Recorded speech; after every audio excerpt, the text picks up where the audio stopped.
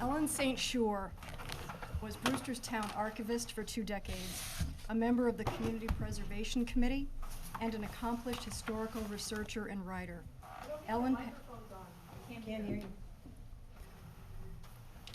JP just went, do we have sound now? Maybe it's not close You might enough. have to move it closer. Thank you.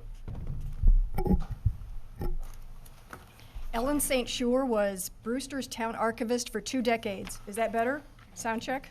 Thank you. A member of our Community Preservation Committee, an accomplished historical researcher. Ellen passed away July 8th, and I'd like to pause for a moment of silence in her memory.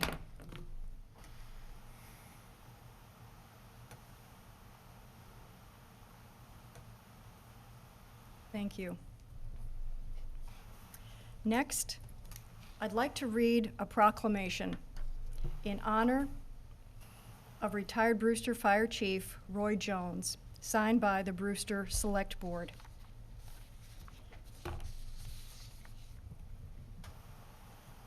Whereas it is appropriate for good citizens to honor and remember their loyal and faithful public servants, and whereas retired Fire Chief Roy E. Jones III began his public service career with the town of Brewster in 1964, during his long tenure, he served in many capacities, including organizing and training Brewster's rescue squad, serving as its first captain, serving as a training officer, and being appointed fire chief in 1981.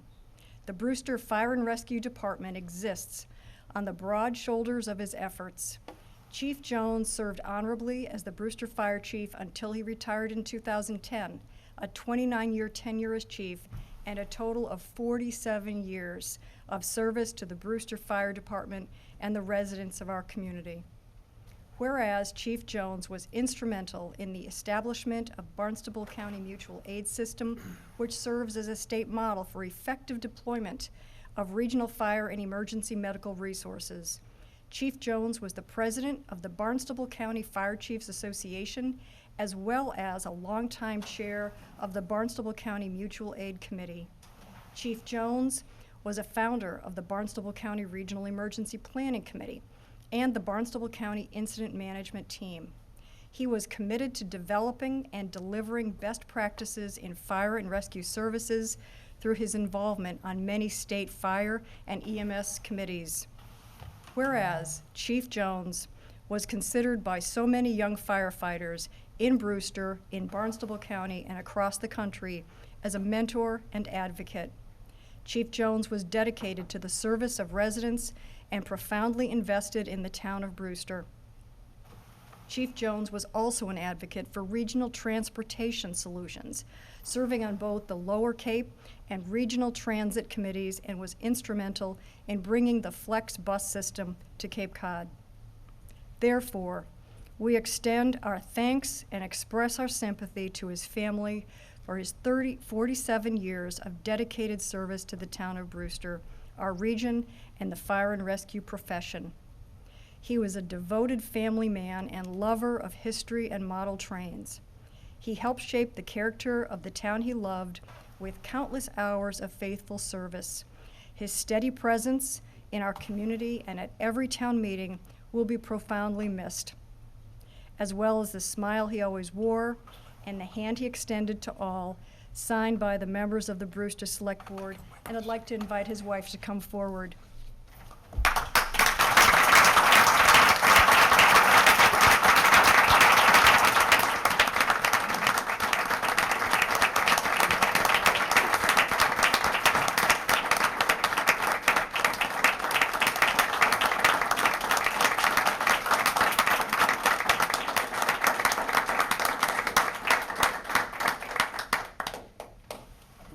Thank you all.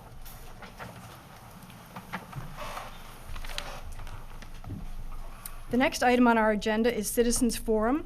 Members of the public are invited to address the Select Board now on matters not on this evening's agenda. Speakers are asked to limit their comments to no more than 3 to 5 minutes.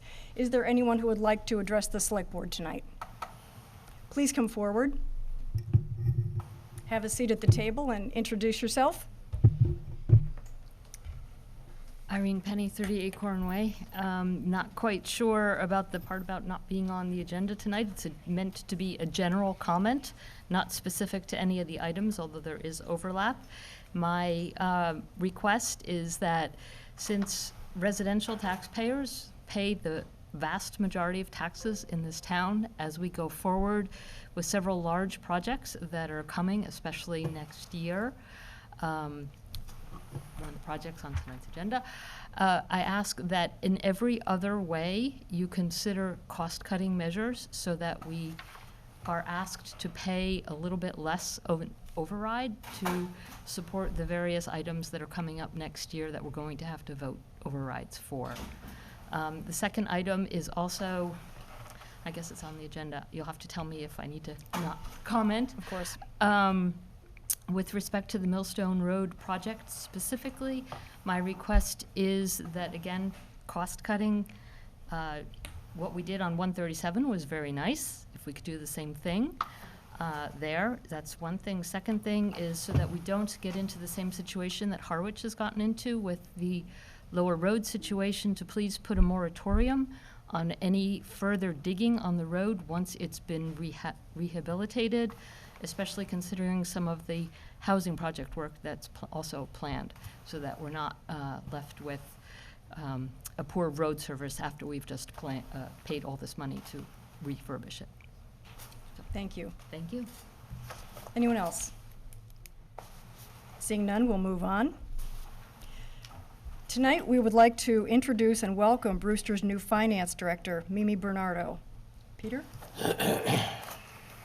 While Mimi comes up, I just wanted to say that Mimi's first day on the job, so welcome, right? Hi. Into the fire. Happy to have you here.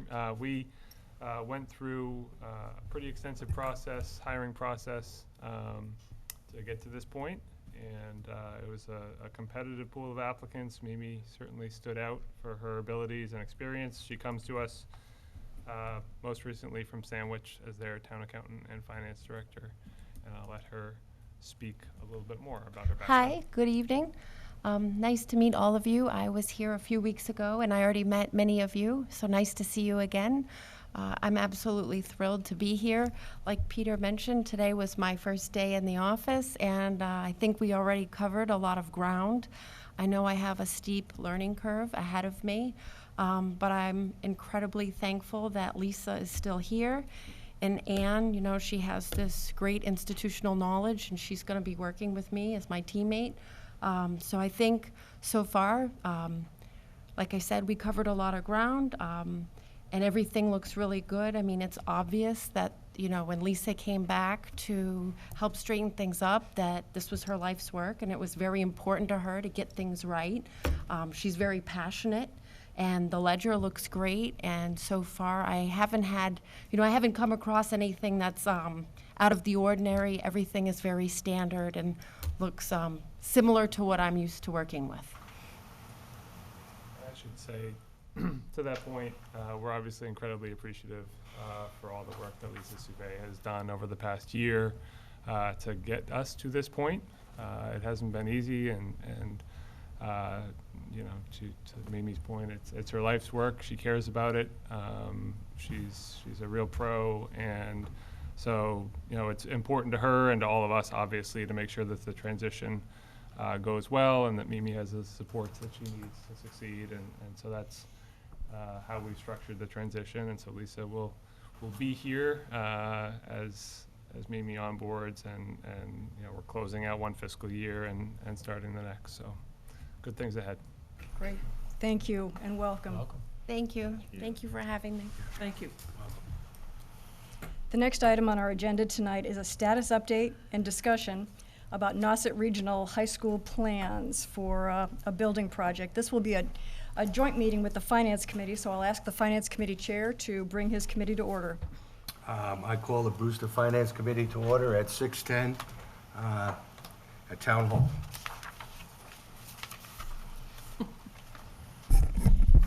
Welcome, Mr. Lavasser and colleagues. Will you introduce yourselves? Absolutely. Good evening. Mr. John O'Reilly from the Regional School Committee. He's also a member of the High School Building Committee. He's also a professional engineer. Mr. Conrad's the Superintendent of Schools. Obviously, he's on the building committee, and he's the Chief Executive Officer of the Nauset Regional School System.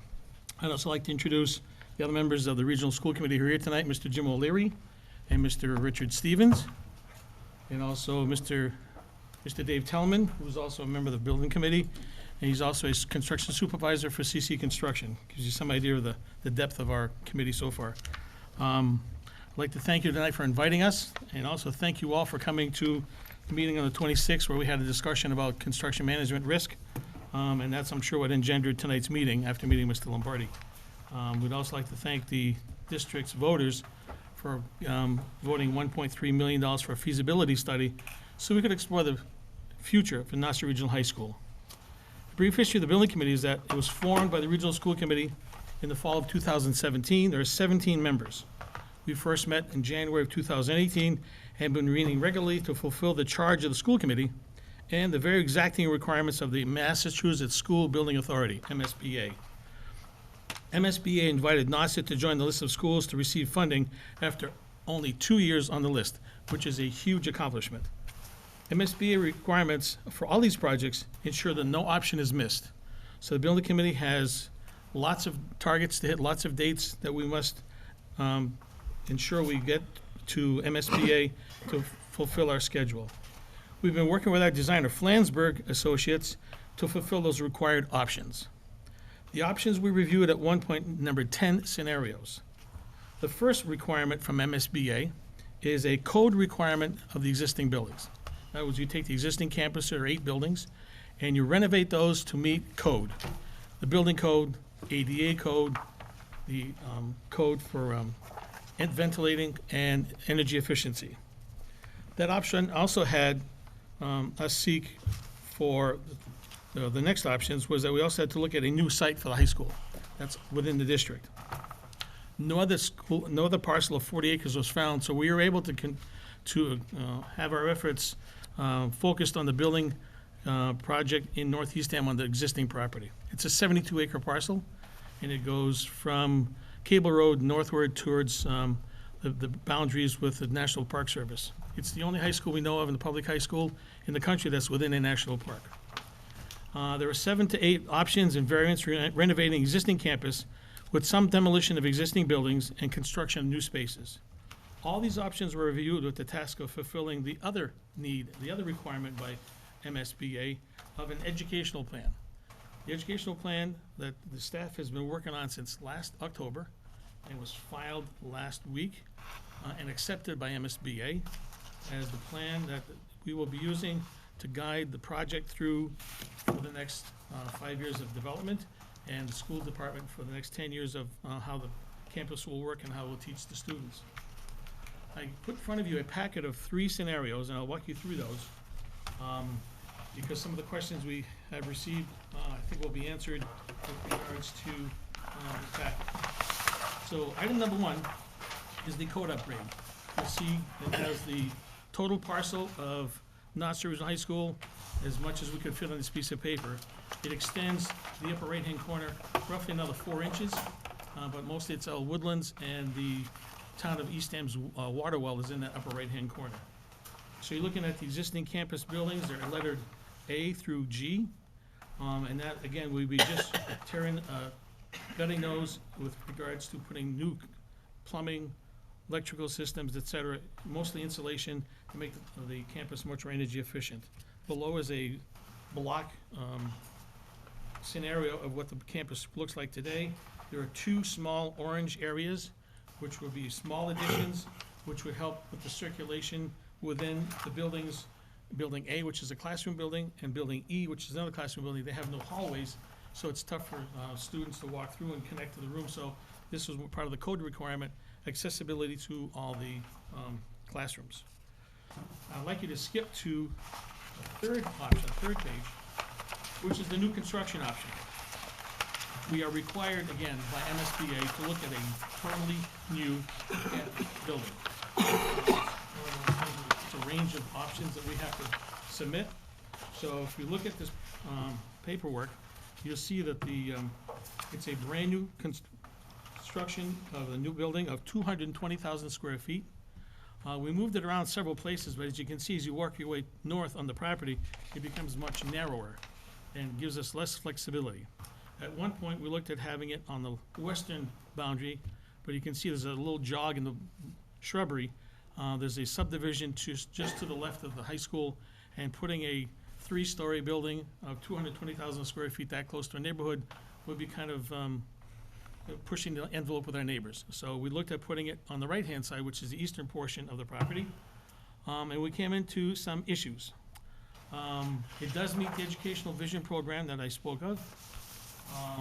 The building had to be restricted between the tennis courts and the football field, not because we like sports, however, because the tennis courts were recently renovated completely on the dime of the taxpayers of the town of Eastham.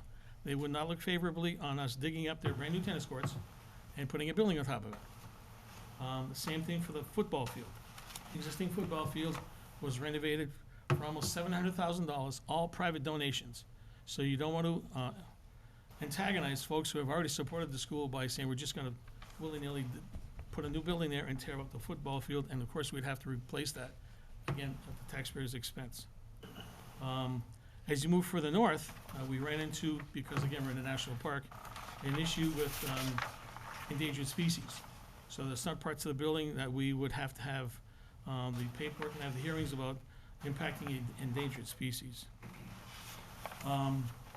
This new scenario, it also has the smallest reimbursement from MSBA. And by that I mean that MSBA, for new construction, for this project, would only give us 37 points for their share of the construction cost. There is no MSBA reimbursement for the first scenario I pointed out to you, just the renovations for code requirement. So as you can see, the process gets a little testy with regards to the cost of things. We had a cost estimate for the new construction of $151 million. Only 37 points. It puts the towns at risk for a much higher cost to fund. And I will say that the last thing about the site with regards to the high school, as you see in the scenario, there's an orange dotted line that cuts through the campus. That is Eastham's new town water main, because their water well is on school property in the northeast corner.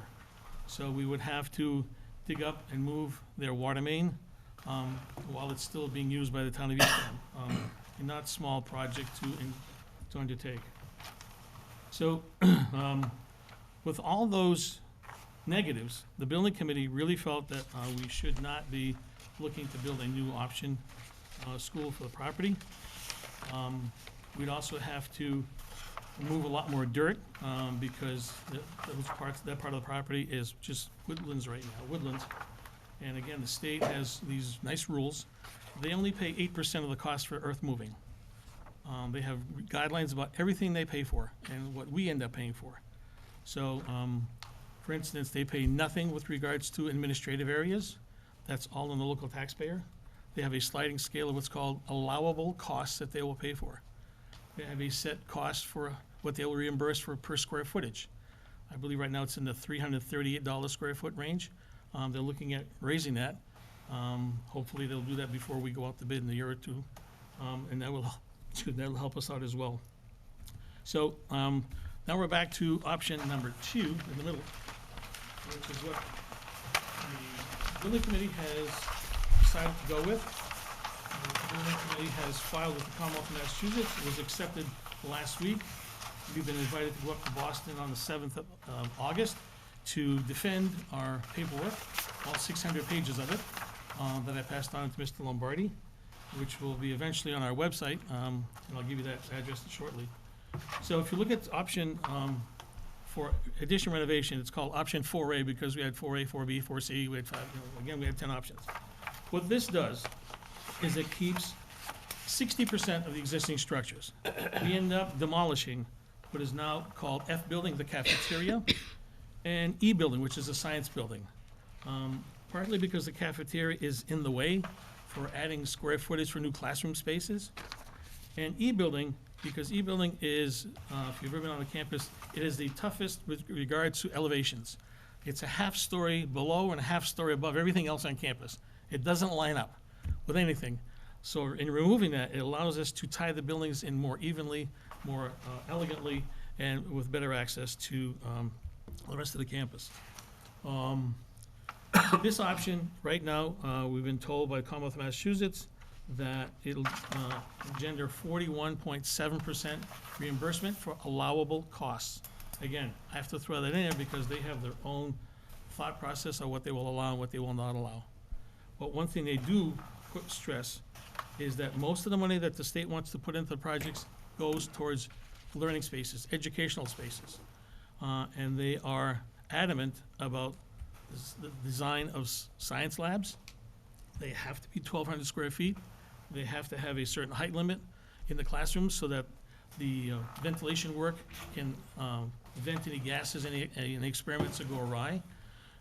And we've been to several schools, and they are cookie cutter. This is what MSBA pays for, and this is what they want. We have 1,200 square foot science classrooms, but they happen to be an E-building. E-building will not be around. And the headroom in those classrooms are only like 8 or 9 feet anyway. So that's why E-building was slated to be demolished. We also have other folks we needed to include, and that is the elderly population kept telling a lot of us that when they get on campus, it's hard for them to get around. So we move into public spaces, as you can see in the bottom of that second page, that big orange block where it says main entry. That big orange block to the right is a new auditorium. And if you look at this in very, like a shadowy figure, there's a new parking lot very close to the building. So folks coming on campus, A, will know where the front door is, B, know where the auditorium is, so they can very easily get to an event. The other community access you'll see is to the right where the gymnasium is, and that block of orange with a green top is the new cafeteria, which is another public space in the southeast corner of the property. The security consultants like this scenario because we can segregate the gym, the cafeteria, and the auditorium from the rest of the campus for security issues. That leaves the rest of the campus for the students and the teaching that can be pretty well closed off and made better security-wise. So at this point, we are figuring that the balance of this scenario number 4A, which roughly comes in at $140 million right now, the balance of to the 4 towns will be roughly $97 million. Now, I will tell you that included in that $97 million are a lot of things that we may not end up doing. For instance, we were asked to include air conditioning for every space on campus. That's just shy of $1 million. We may not do all that, so that will come off the $97 million. There is the $4 million in that $97 million for the construction management at risk premium that we talked about. That may not get done either. We haven't had that discussion yet. We started that with you folks on the 26th, and we'd like to get some feedback at some point on that option. There is a large number of supposed asbestos removal. The last project took most of the asbestos off the property. The only thing we think we have at this point is the water sealing coating that is behind the wood siding and all the buildings that you see. So I will tell you that what the campus will look like is it'll be refurbished. The actual structure that you see will be there still, but all the interior walls, exterior walls will be gutted. We need to put in new piping, new heating system. The heating system is original to the property of 1972. It still has the same boilers, the same piping, and it's time to replace it. The control system is pretty well shot. So it's an issue of comfort and safety in a learning environment. So I'll kind of leave it at that point, let you know that if you go to Nauset Regional High School building project, that is our dedicated website. And you can find every document that this group has handled since January 22nd, 2018. And everything we put on there is current. These documents in front of you will be on the website. My comments, which I've written, will be on the website. And that's what we've kept it. Every video of my reports to the school committee every month is on the website. Mr. Conrad has a program through the Lower Cape Cable TV, and all the interviews he's done is on the website. As I said, eventually we'll put the, what's called the PSR, the Preferred Schematic Report, which is 600 pages. That'll be there in chunks. We can't do it all at once because it kind of overloads the website. So, again, try the website, look at it, send us comments, let us know what you like, don't like, and what you think is missing, and we'll point you in the right direction. I'd like to ask Mr. Conrad and John to speak up because there are certain things that I can't answer because that's not outside my pay grade. Mostly has to do with how the building committee got to where it is, its inception, and the work that was done prior to January of 2018. Thank you. Thank you. Thanks. So, John, if you mind if I go ahead and jump into this. In thinking about coming in front of these two boards, I asked myself what would be some of the major areas that I should touch upon relative to interest by both the boards and the communities. And I thought the first one would be dealing with the issue of enrollment, the enrollment issue in general, and how it affects this project going forward. So, from the very beginning, this is really the first major piece that we were asked to take care of relative to working with the MSBA to set the number for the building project. And the MSBA has defined a number of areas that they wanted information on. They were particularly interested in, of course, our October 1 enrollments. And we give each of the town managers on October 1st a refined report on our entire district. If you've seen it before, I think most of you have. It deals with the high school enrollment, the middle school enrollment, the school choice enrollments, our enrollments in charter schools, and even the tech school relative to the numbers of students who are making that choice. It also dealt with information that we were working with the town officials on and helping provide to the MSBA, and that included birth rates in each of our communities, believe it or not, building permits, and any and all potential projects that were being projected through the building departments over the next 5 years, if they could do that. And we were also talking about the baseline projections from experts from the MSBA. Eventually, with our data and their data, we met at the MSBA office, and as it turned out, they were certainly aware of our choice numbers, and eventually settled in on the number of 905. And that's the number that the Nauset Region project will move forward with. Obviously, it has some impact relative to funding, various pieces of the project, and that number has been set firmly. And who is in charge of this at the MSBA? They have demographic experts, two out of their office, who have provided us with a packet of information that details all of this information out as far as 2029 relative to baseline information and so forth. And I can make that packet available to you for your review. The other piece that I think was an interesting discussion beyond just the enrollment issue was that our school committee was asked, and every school committee has to do this, and it's defining and signing off on the configuration of your project. And in our case, Nauset Regional High School represents a configuration of grades 9 through 12. And our middle school is a configuration of 6 through 8. And so I remember it like it was yesterday. Our board spent 4 months of their meetings with this agenda item consistently on the table. And eventually, the board was required to come up with a vote and certify that this is what they wanted to move forward with. And as it turned out, it was continuing with our current practice of 6 through 8 in the middle school model and 9 through 12 through a high school model. So that was a defining moment for the project, because it spelled out where the focus would be, and we moved forward from that point.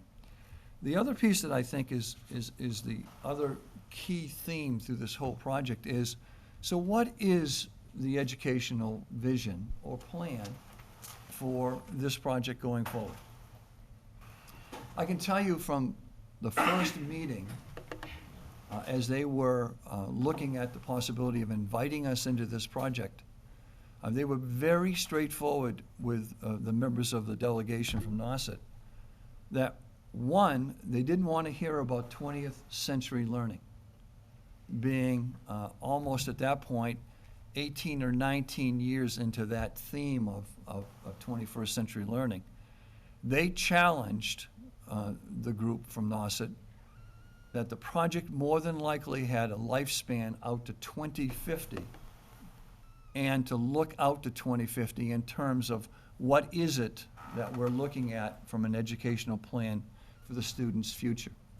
Matter of fact, one of the questions I'll open the school year with our entire staff is asking the question, are we teaching to our students for today, or are we teaching to our students for their future? And I think those are two different things. And so the first major piece we did in terms of looking at the academic vision was to look at, and at that point, Dr. Alsassa, our new principal at Nauset Regional High School, we worked together in a small group of staff members and board members and so forth. And we wanted to get to a point where we understood how people learned in the best way. And we decided to reach out to our student body, our parents of the student body, and out into the community for people to reflect on their learning and when their learning was at its highest level. An example I can give you to follow this thinking was that, and it's timely because of the event I'm going to talk about, but for me, I can remember back in the 4th grade in a rackety gym in Wilton, New Hampshire, in southern New Hampshire, presenting my science fair at that time about the Apollo space mission. And why is it that at my age of almost 63, I can remember it like it was yesterday? It was because as I looked at my learning style, I was project-based learning. I loved project-based learning, and my retention levels were much higher. Well, we tried to duplicate receiving those stories from our student body, from our parents, and people in the community to look at what trends would come from that in terms of what's the best learning approach and how does that reflect in a building project like this. And then from there, in the process, we have been responsible for coming up with that educational vision for the project. It's been presented to the MSBA, and we've had a lot of discussion back and forth between the groups relative to what that's going to look like going forward. And eventually we look for them to, of course, sign off on this, and it ties in relative to what the project will be. It's interesting, as your superintendent, that I have 3 other schools who are doing the same sort of work, and including Brewster Elementary. We have been holding parent forums, and we hope to have community forums this coming fall to look at what is the education we want for our elementary school out to 2030. Except in this project we're here tonight about, it's tied specifically to our opportunity to have a facility to meet those needs of that plan. And that's where we stand relative to the major pieces of this. Dr. Alsasser and his staff followed this up with our architects and our team in terms of interviewing the teachers, interviewing the students, observing the learning that takes place on the campus, and eventually almost a 70-page report was given relative to that learning vision going forward, and we can make that available to you as well. The only other highlight that I hear a great deal about, and my background was I was the high school principal for 21 years before I stepped up to this position, is security. And I don't think there's any doubt in anyone working on this project that we are looking to have a secure campus, no matter what the scenario is relative to school time or after-school hours. And I can tell you that when we met with the selection of our architect and so forth, our team to work with us, we wanted to come back. We made a second trip up there because we wanted to meet with their experts on security of each of the teams we were considering. And the other group we wanted to meet with was the part relative to the landscaping and the outside environment that we were going to create with an open campus. And that's proven to be beneficial because, quite honestly, in these projects, those two areas are left to the very end. And then it's all like, oh, we forgot, or we'll get it the next time. We wanted that to be a theme throughout all of the research and work that we were doing on this project going forward. So I thought that would be helpful for you to know. Thank you, Mr. Conrad. And Mr. O'Reilly? I think I'll answer questions as they come up. Okay, great. And that's an important point. This is the first of likely quite a number of community conversations we'll be having on this very, very big construction project. And what I'd like to do is start with questions from the Select Board and the Town Administration team, and then I'll turn over to the Finance Committee. I have Cindy. a question. Actually, I have quite a few questions, but I'll start with one. The tech school, when they came before us, they told us that they were building a school for the next 50 years. And I understand the educational plan, of course, has to look out that far. But with only 60%, no, I'm sorry, with 40% of the building being new, will the other 60% of the building be able to be with us for another 50 years? I'll jump in. So one of the things, over the last almost 2 years, any chance of being at a conference, I'm interested to listen to superintendents who have gone through this journey over the last 5 to 7 years. In some respect, I'm sorry to tell you that the general theme from every superintendent was that the technology that they were planning for at the beginning of the project was outdated by the time they finished the project. And so we are really focused on the technology that's available to us going forward. And we're also interested in terms of the shift of the learning approach that we're using relative to teams working on projects, critical thinking, problem solving, and so forth. I don't mean to interrupt you, No, but that's I okay. will. I think my question is the building going to be able to withstand? I'm not talking about the Sure. technology within the building. I want to know, will the building be able to withstand 50 more years? So I think what we're looking at is I'm looking at 30 years, quite honestly, in terms of this project's got a number of years still to go before we even get it finished. And they've been talking out to 2050, and that's as far as I can go. I'm not sure that within that 30-year period, I have every confidence that it's going to be able to withstand it, but that's my own opinion right now. Greg? I'll be a bit less unequivocal. The structure we have at Nassau Regional High School was built in 1970 through 72. It is a high-grade construction. Nobody does it anymore. It's poured-in-place concrete with reinforcing bar. It is pretty much, other than explosive-proof, it's going to be there forever. It has the best structure we can have. It's better than steel beams and posts. It has the highest fire rating. It's a Class 1A building because there's nothing that burns. So, and that was done specifically by the building committee back in the 70s because Eastham had no town water. So they put up buildings that even if there was a fire, nothing would burn because it's all cement. So as far as the actual structure, yes, I mean, the architect is gung-ho that the structure of these buildings is going to be there forever. And what we're planning on doing, as I said, if you have a chance to come on campus, I'll show exactly what we're going to do. There are vertical columns of concrete, or horizontal beams of concrete. Everything in the middle is just wall space. The walls disappear. Everything comes out, so the new walls can have new plumbing, new wiring, new cabling, new air conditioning, whatever it takes to build the process. If you want to do another project, go online. Winchester High School, their project was built the same time as NASA was back in the 70s, the same style of construction, and they just renovated, and they finished it 3 years ago. We visited their campus, and you'll see pictures on their website of just a concrete structure. Everything else is missing. It went back to the original poured-in-place concrete, and they redid it. We visited, and it is a gorgeous campus.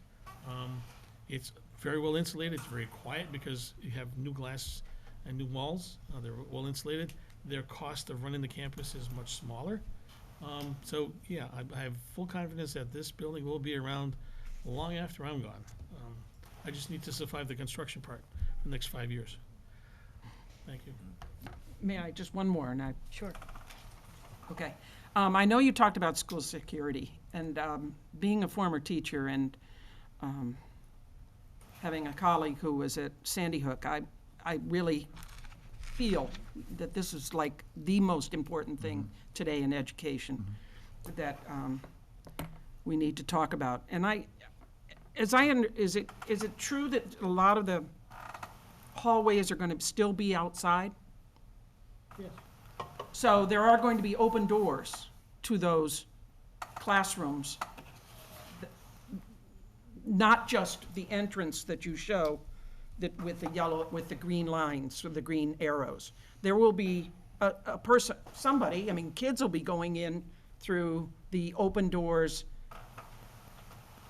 into the other buildings. Is that correct? Yes. So my question is, what is going to stop someone who is there for all the wrong reasons, stop them from going into that building and therefore basically taking over the entire building because it is then self-contained? I'm sorry, but Oh, that's okay. I really, If you look at the scenario for the one we're rating 4A, and you'll see where it says student entry, you look at the picture and there's like little black lines, that is a gate system.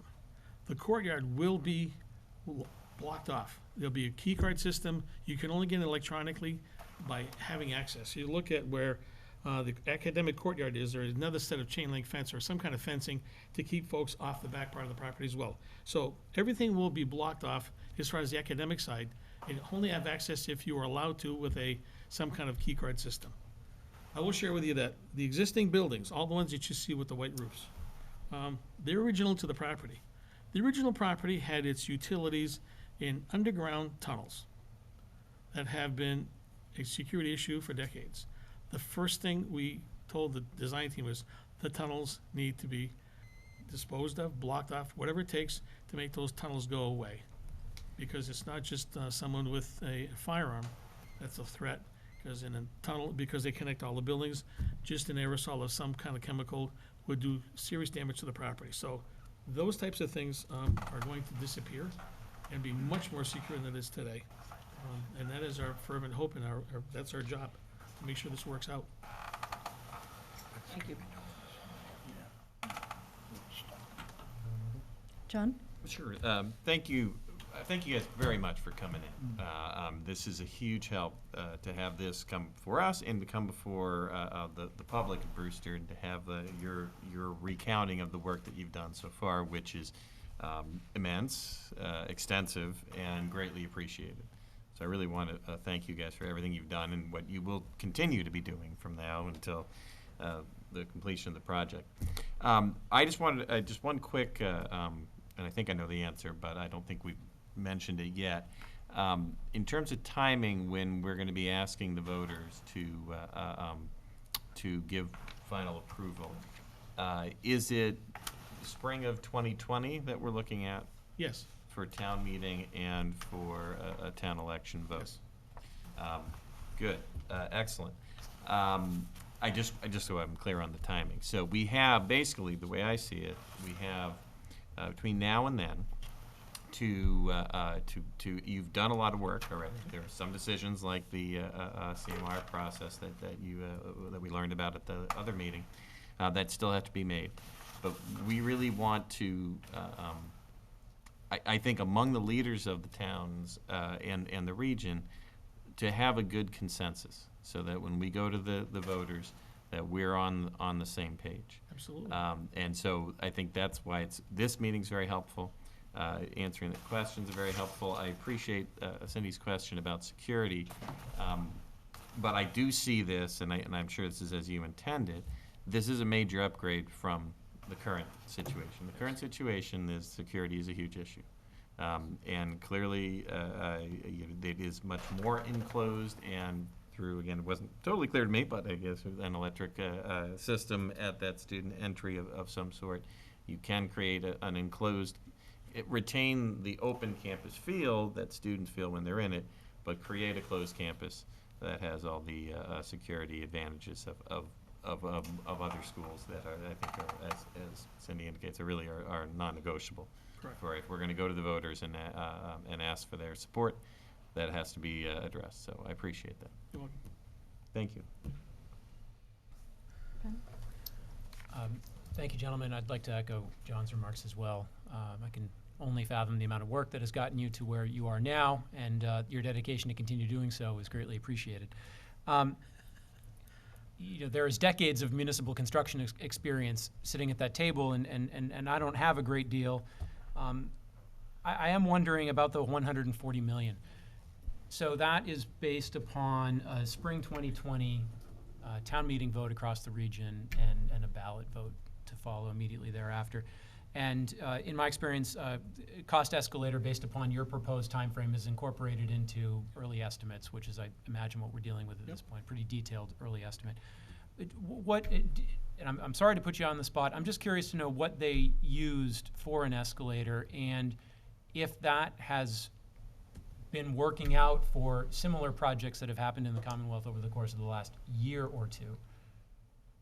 Well, if I may, there's not one single escalator, Ben. Every trade, electrical has an escalator. Any kind of structural steel will be an escalator, obviously because of the political situation. I know that Cape Tech, when their bids came in, their structural steel was 30% more than their estimates, but they're able to make it up in other places. The plumbing is another unit that has its own escalator. And on top of that, those escalators, we have contingencies for construction for the worst case scenarios. We're very confident because it's not just one cost estimate that does that 140. There are two competing cost estimates, one through the architect, one through the OPM. They use different firms, and they merge those together to give us the numbers we have today. In our next building committee meeting, probably in the last week of July, we will have a more defined budget of the 140, broken out by different subsections, which will give the first flavor of where we are. The rest of the summer and fall, that 140 number gets more refined. We haven't picked, for instance, the heating systems, the air conditioning systems. We are looking at solar hot water to offset some of those costs. We're looking at everything possible to make this as green and energy efficient property as possible.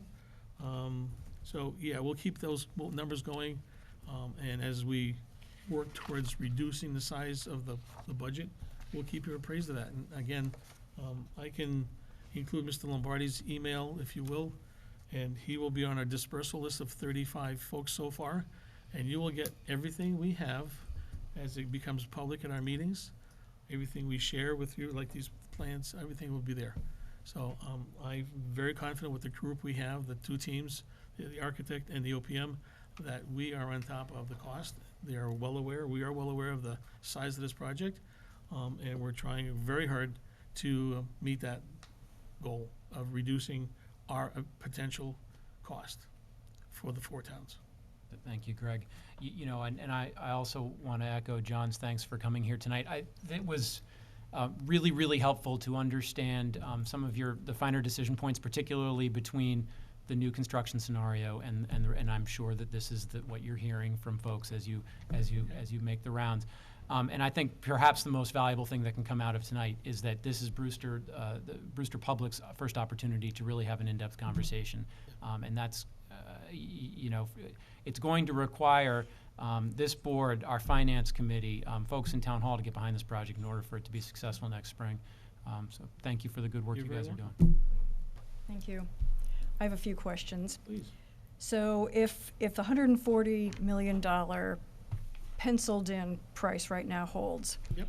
And we subtract the state funding that we're going to get, and we end up with a total balance due of $97 million, the town of Brewster's portion of that would be what? Well, depends what the October number is for enrollment.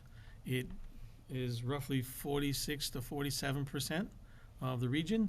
So unless there's a huge shift in the other towns, that'll roughly be where we are this coming fall for Brewster's share, and that'll generate Brewster's share for the first year of the borrowing. The borrowing is not going to happen until 2021. So I'll address the timeline. Again, we go up on August 7th for the subcommittee on facilities. They take a vote. On the 28th of August, the full committee from SBA votes, and that is a critical date for this project. If that gets passed as yes, then we move forward with the rest of the schematic design, which picks the heating systems and all those other things, the types of windows, all the systems that add to the cost or take away from the cost.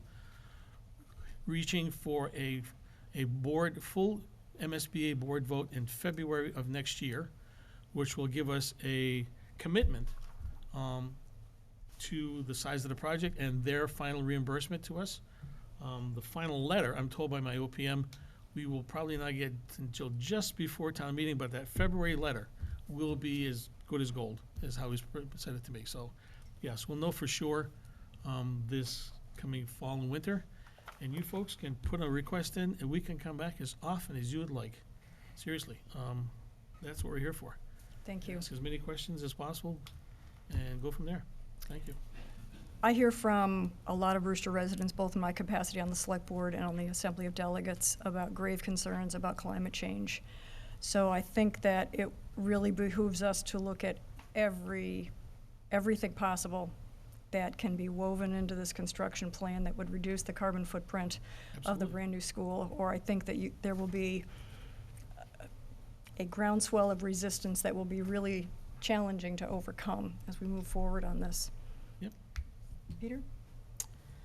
Yeah, so I think two questions. One, Tom touched on it in his comments about the enrollment projections for the project, the 905 number.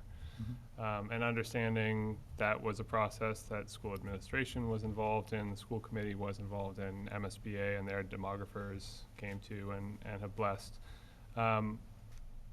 I didn't see it in the documentation that's on the website, the project website from SBA, the backup that they provided. They looked at live birth data and so forth.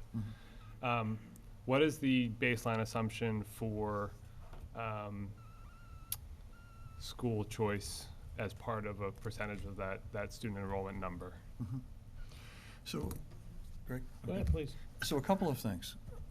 One of the issues that I think that the board wrestled with as we moved forward over the years is what would be an ideal size for a high school. And I think the board in general has looked at 900 to 1,000 students as a good number to be striving for. Why? Because of the program. The opportunity to have a robust program that gives lots of students different opportunities relative to the coursework that they're taking and the challenges that are being given to the students. From there, in our discussions, the MSBA was fully aware of our robust efforts with school choice. And in our conversations, I think that they were somewhat concerned, will this be able to continue going forward? And at that time, we had yet to be selected by the International Baccalaureate Program for the diploma program that we had been working on for 3 and 4 years in terms of putting in place. When I met with the demographic specialists in setting this number, I was raising the issue that the International Baccalaureate, and for taxpayers and people listening, the move to go to the International Baccalaureate program basically cost us nothing because we just adjusted our teaching staff who now had the credentials and the abilities to teach in that program. We didn't add any English teachers or any teachers of any nature once the International Baccalaureate program came forward. We knew going into this that there are over 300 students on a wait list at Sturgis to potentially be able to take International Baccalaureate. And we made the case that maybe it could be considered to be even higher with that coming down the road for us, being a high school that has a robust advanced placement program. I think over 800 exams were taken last spring, and now an option for other students to consider the IB program. And they didn't want to go any higher than 905, but they certainly recognized our ability to be able to stay at that number going forward with International Baccalaureate coming forward for us. Thanks. My follow-up question, kind of process-wise, to some of the comments that John had made, just so we understand what that's going to look like going forward. Once it does go to town meeting and does go to the ballot, I know there was some discussion at the Finance Committee meeting last week that wasn't actually captured in the questions that we had forwarded in advance of tonight's meeting around the regional agreement and whether all of the member communities have to approve the project in order for it to go forward, or if it's a majority of the representation for the district. So I didn't know if that was a question that you were ready to answer tonight, but I think it's important to get out. Peter, we have, as you know, Giovanna. She's outstanding at what she's done. I'm sorry to tell you, her mom just passed away, and she was unable to be here at this meeting, but Giovanna and her assistant are researching that right now. We want to understand that from the very beginning and share with the boards what we believe to be, whether we're following the region agreement or we're going by mass law. And so we're right on to that at this point, Peter. I can't tell you tonight, but we'll have an answer very quickly. Okay. Thank you. Thank you. Mr. Fitzgerald. John, we'll start with this end. I appreciate you coming. This deluge of information we got, 151 pages to look over was a lot in just a few days. I appreciated the prior venue up in Eastham. And I think if I were to ask one question, which is all I'm going to do, it would be, I would like to have you come back sometime with a number. And that number is, how much does it cost to educate one student for 1 year, including all the costs to the taxpayers, all the costs to the state, all the amortized costs of maintenance, the costs of building, and the OPEB, the post-employment benefits. All that wrapped up so that we understand what the total cost is per student. Thank you. Pete? Thank you for coming. Really great information. And I think where I have the most question is not about the ideal size or the educational program, but about who will pay. As it sits right now, Brewster will have the majority of the costs. And the way I look at it, and I'm sure that some of my colleagues will ask the same question, is that the 200 or so odd school choice students, their sending communities will not pay. And we get minimal reimbursements for that anyway. However, I understand about the ideal size.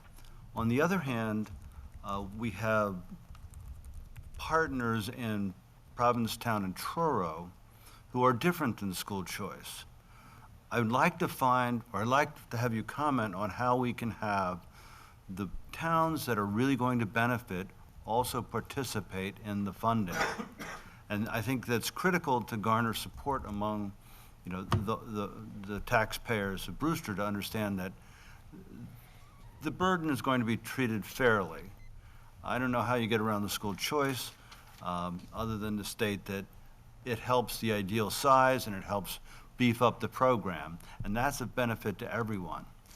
But on the other hand, if we have to shoulder 47, 48% of the cost, while other towns who are sending their children here don't, there's really a sense of unfairness. So I would suggest, hopefully you can comment on that now, but also to find a way to get agreements with some of those towns to shoulder some of this financial burden. Want me to start? Give it a shot, go ahead. You want to start with Provincetown and Truro? Yeah, I can. Start there. So we just came out of negotiations and with Truro and Provincetown, and John was a member from the board, along with Chris Easley. And we went into it knowing from the past negotiations, there was great focus on this representing something in the line of capital contributions, right? I mean, in terms of the infrastructure of the facility they're able to use and so forth. And we were able to do that, quite honestly. And the other piece that I think from those negotiations that's significant, and I don't want to go deep into this discussion, is that John and Chris had hoped that for the first time ever, we could sit down and talk about whether or not they want to potentially join the region or not. And so John led our discussion. We've had one meeting already. And I think most people going into it couldn't have imagined that was going to actually present itself. And so you can see that we see the same values in terms of what goes forward relative to this project and having a state-of-the-art facility for students to take advantage of. It also recognizes, and I must tell you, putting all the cards on the table, that the superintendents across the state, across the Cape, have been working with a gentleman out of Exeter, New Hampshire, who's considered one of the renowned people in terms of demographics and population changes. And we all recognize that we're fighting a battle with affordable housing and some other issues that are struggling to see more students coming here, with a distinct possibility there could be a slight downturn of students across the entire Cape over the next 20 years. And so school districts will have to be making some decisions about how they're going to have to partner up. And the configurations we know today, more than likely, I would predict, over that 20-year period will be changing. And so, I don't know if John wants to say anything to it, but I think getting to the table is amazing. Thank you, that's. Through the chair. Which chair? Pick your chair. Pick your chair. With regards to cost per student, those numbers, and we can certainly generate those numbers for you, but in talking with Truro and Provincetown about the tuition agreement, when I was involved 5 years ago when Dr. Hoffman was superintendent, we calculated taking the annual capital amount that the 4 towns contribute to the district, dividing it by student, come up with a dollar amount, and we wanted towns to pay for that, be part of their fee, on top of cost per day per student. That was a non-starter with them. That was 5 years ago. Didn't want to pay for any capital improvement, wanted a fair, in their words, a fair cost per student. So this time around, what we ended up doing is we looked at those numbers a little bit differently.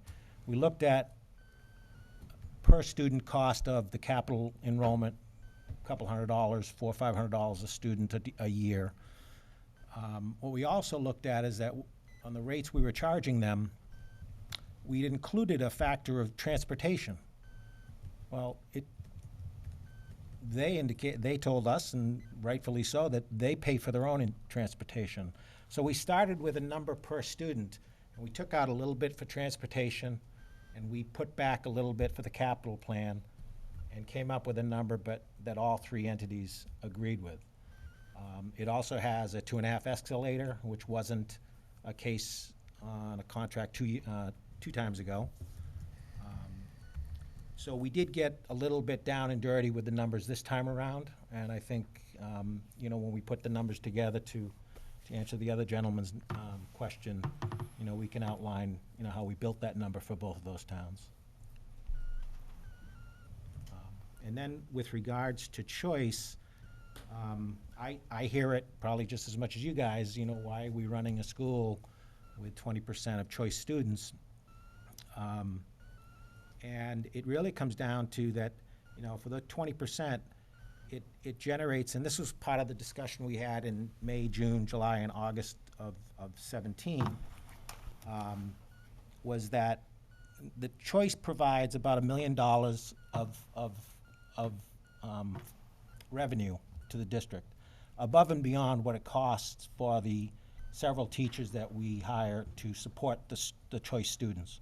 So above and beyond, we put $1 million in our pocket. So we looked at what the high school would look, we talked about what the high school would look like if we just educated our 700 students, including Truro and Provincetown, just the choice students, eliminating the choice. And it was very clear that for us to run the same type of program we're all very proud of, it will end up costing the town more money.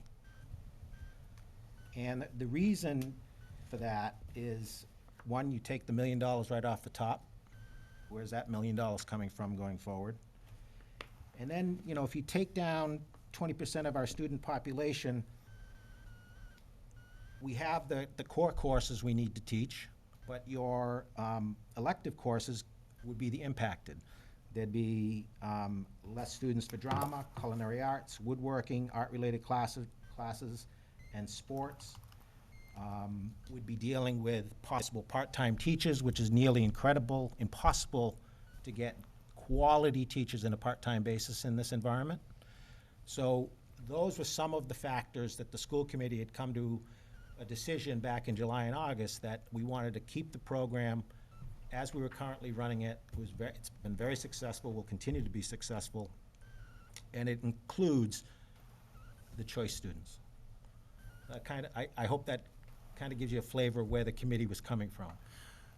One related question to that, and then I'll let my colleague take over, is does the MSBA give any additional points for the fact that we are essentially educating more children from different districts?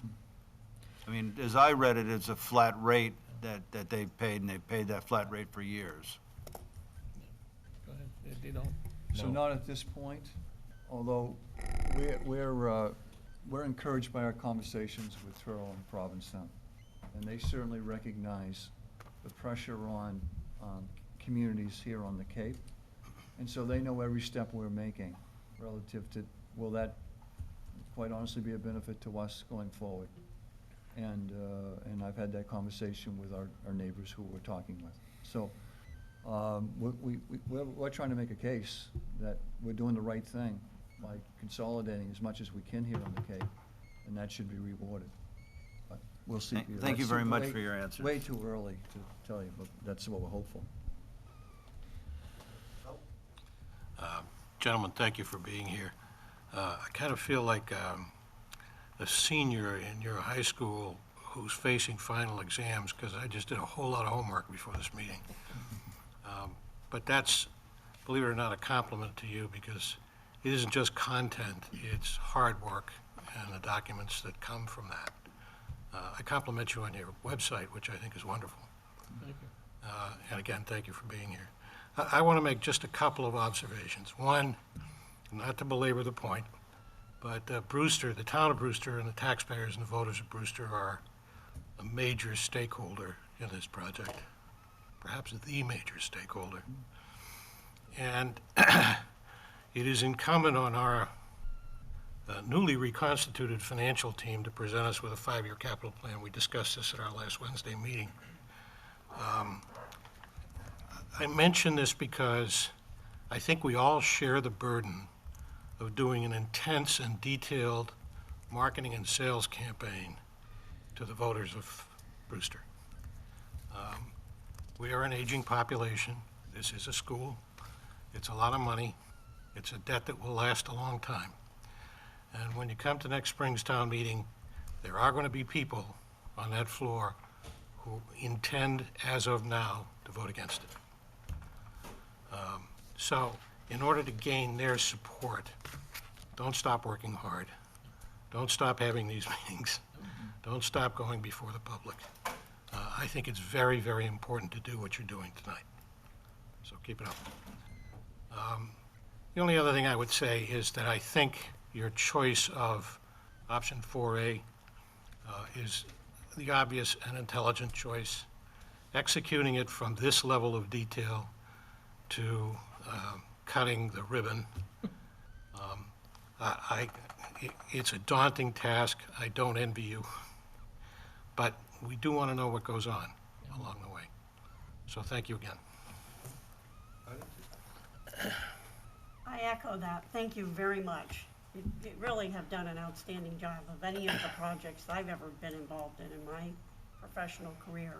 Not only is this totally transparent with that great website, but you have reached out and engaged many people along the way, and it sounds like you're going to continue to do that. And you're working on a lot of the issues that people would have questions about. I'm focused on a few questions related to the financial area. And the first question I had is I wanted to know if that 140 million we're working with now, that translates to the 97 that would be there, you know, to worry about in the towns after the state money. Does that include the FF&E for the new school? How much is in there for FF&E, estimate? The answer is yes. It includes every part of this project cost that you can conceivably imagine. I don't have the breakdown of the budget, but the state allows a certain percentage Okay. per student. Mm-hmm.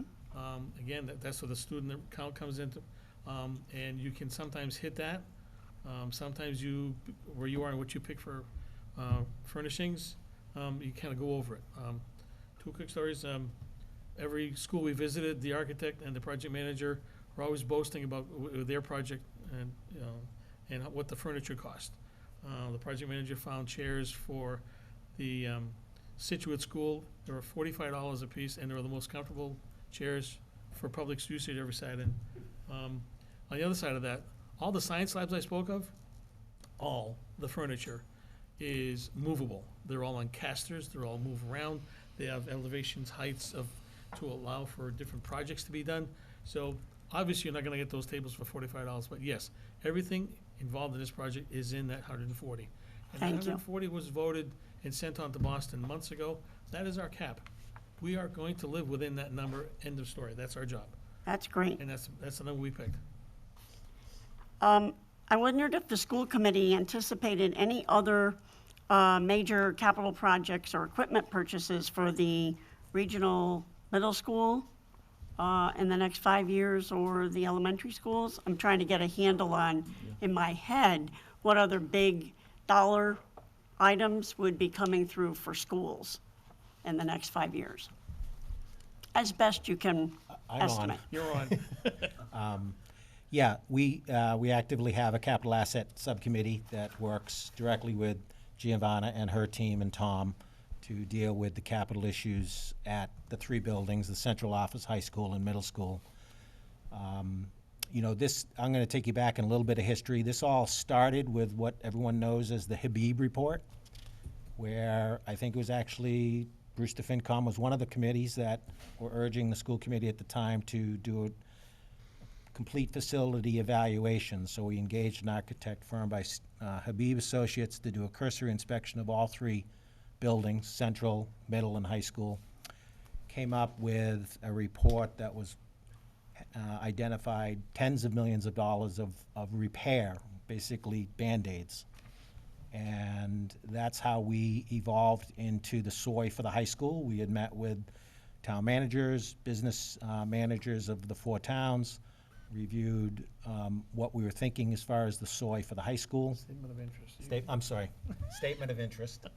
That was the beginning of the MSBA journey.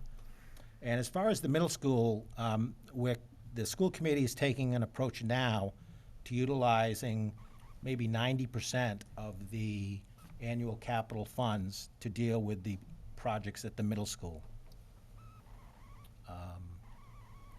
There are some major projects at the middle school that may need to go through a discussion of an override or another renovation, but those aren't on the short horizon by any means. We feel that we can maintain the facility at the middle school with the annual capital funds, and we're not planning any major renovation project at that building as of today. It helps. It helps not to have that also on the list of And the other thing priorities. we're hoping on is that if successful, we'll have a brand-new high school, so the annual maintenance to the high school will be lower than it currently is or has been in years past. So we'll have a stretch of 5, 6, 7 years where most of the annual capital article will be focused on the middle school. So that brings me to the question of what you thought the cost savings might be in terms of a brand-new school and not having to do quite as much repair and maintenance, as well as energy cost savings. Is there any estimate out there, or is that something you're still working on? I think we're still working on it. I think the next thing the design team is gonna come up with is what's it going to cost to run the building and the energy savings. But Greg, correct me if I'm wrong. To answer your question, yes, fully expect huge energy savings. And I'll use the heating system as my example. Heating system is vintage 1970.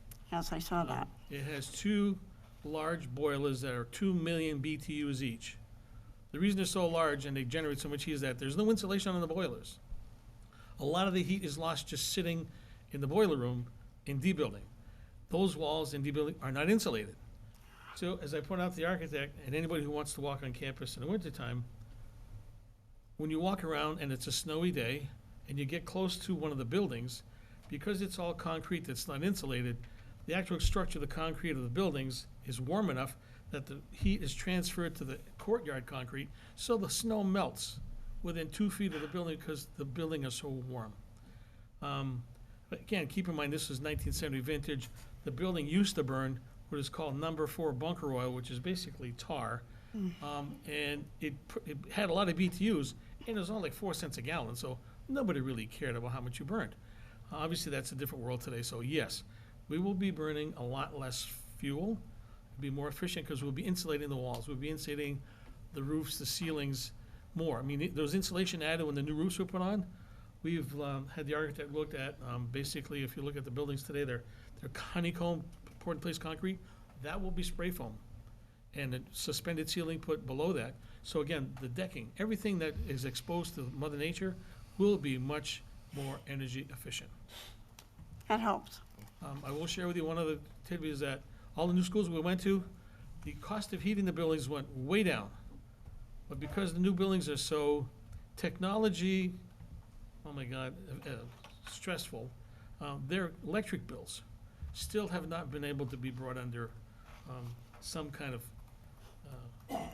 use reduction. I talked to the facilities manager in Situate, and he's been on the job for 3 years, and his electric bill is stuck where it was 3 years ago, and he's working on it, but everything in the building is a smart lighting, smart everything. So those things all take electricity on a regular basis. So those are the type of systems we were looking at working on. Thank you. It's very helpful to have you give those clarifications. Appreciate it. My pleasure. Yes, All sir. right, down to me. Okay. Mr. Fitzgerald, before you start, I just want to mention, we've been at it now for 65 minutes on this topic, and I need to convene a public hearing at just about 7:30. So if it's possible to have your committee All right, we'll move. try to we'll- wrap up, we'll that would move be right along. All fabulous. right, Thank you. thanks. All right, so I will come with, I appreciate it as well as everyone else, cutting to the short. But also, I've had a recent experience with 3 children going through the high school, so I have a little bit of an intimate knowledge of that. I'm going to focus on just 2 questions, just to follow up. I think your strategic plan, as you look at using that annual capital investment and shifting that to the middle school, will be very helpful in offsetting the future costs. I want to go back to when one of the residents that came up in the, what is it called there, Citizens Forum. In looking at the debt service of this, understanding that under the current agreement, the debt calculation is based on population of the 4 towns each and every year into the future. My question is specific to what are the term options you're looking at when you look at a 20-year note versus a 30-year note It's quite different to the taxpayers on an annual basis. Yep. So, I ran this by the OPM long before the 26th June meeting.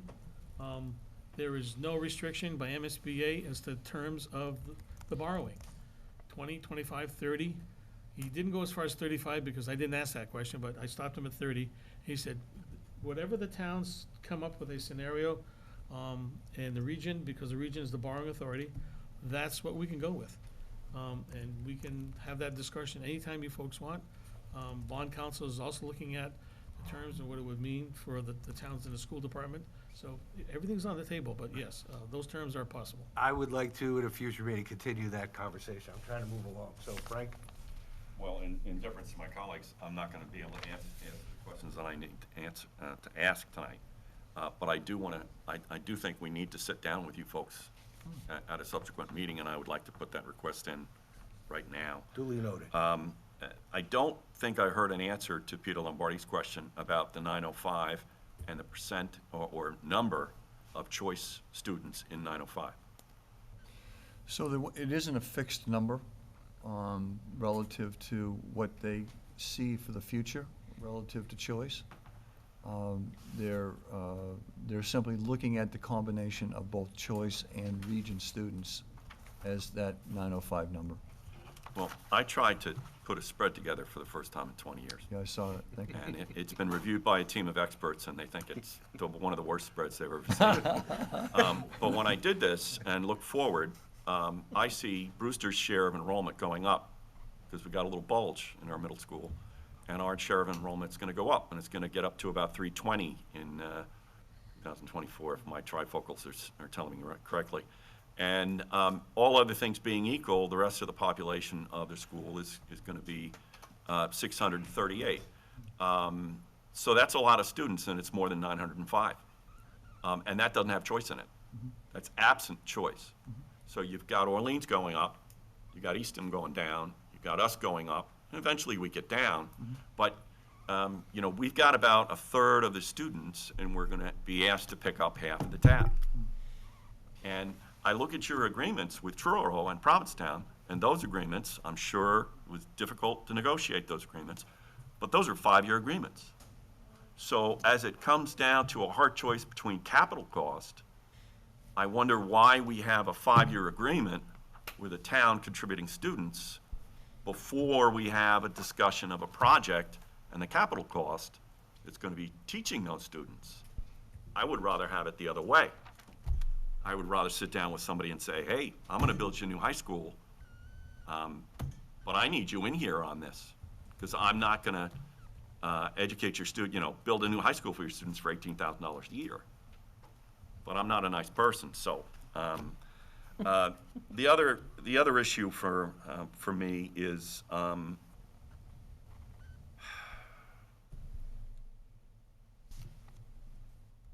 well, you know what, I'll defer my questions. There's too much going on, so I'll defer my questions to my colleagues. Bob? I would just suggest, well, number one, thank you for being here, and I'd echo those comments. But I came in with essentially the identical questions that John, Pete, and Frank just laid out with regard to enrollment and taking a very dispassionate look at what it truly costs to educate each student and how the choice program affects that, given the fairness question that I think Pete talked to. So it's not a question to be answered right now, but I look forward to getting into much more depth around that in the future. Yeah, lucky me, I get to go last. My question just centers around some of Frank's spreadsheet, which I looked at and analyzed. I'm wondering if they factored in any kind of number in the enrollment for future building. You know, former experience, apartments will drive a lot more students than the housing. And did they take a look at anything that was online? And because I'm thinking that 905 honestly may be small, especially since you mentioned that the baccalaureate program has 300 people on the wait list. And part of my question too is could that be part of your strategy of infusing baccalaureate students as opposed to taking as many choice students, because the revenue from those is much higher? So the only project, Tom, that they were aware of at that time, remember I went to all the town halls to look at projects that potentially were out a number of years, is the Eastham project. And they have the housing project there on Brackett Road. And I think they're taking applications now, so that I can tell you that from Eastham's standpoint, at least the elementary school, they're very excited to see if families come in and students arrive in that program.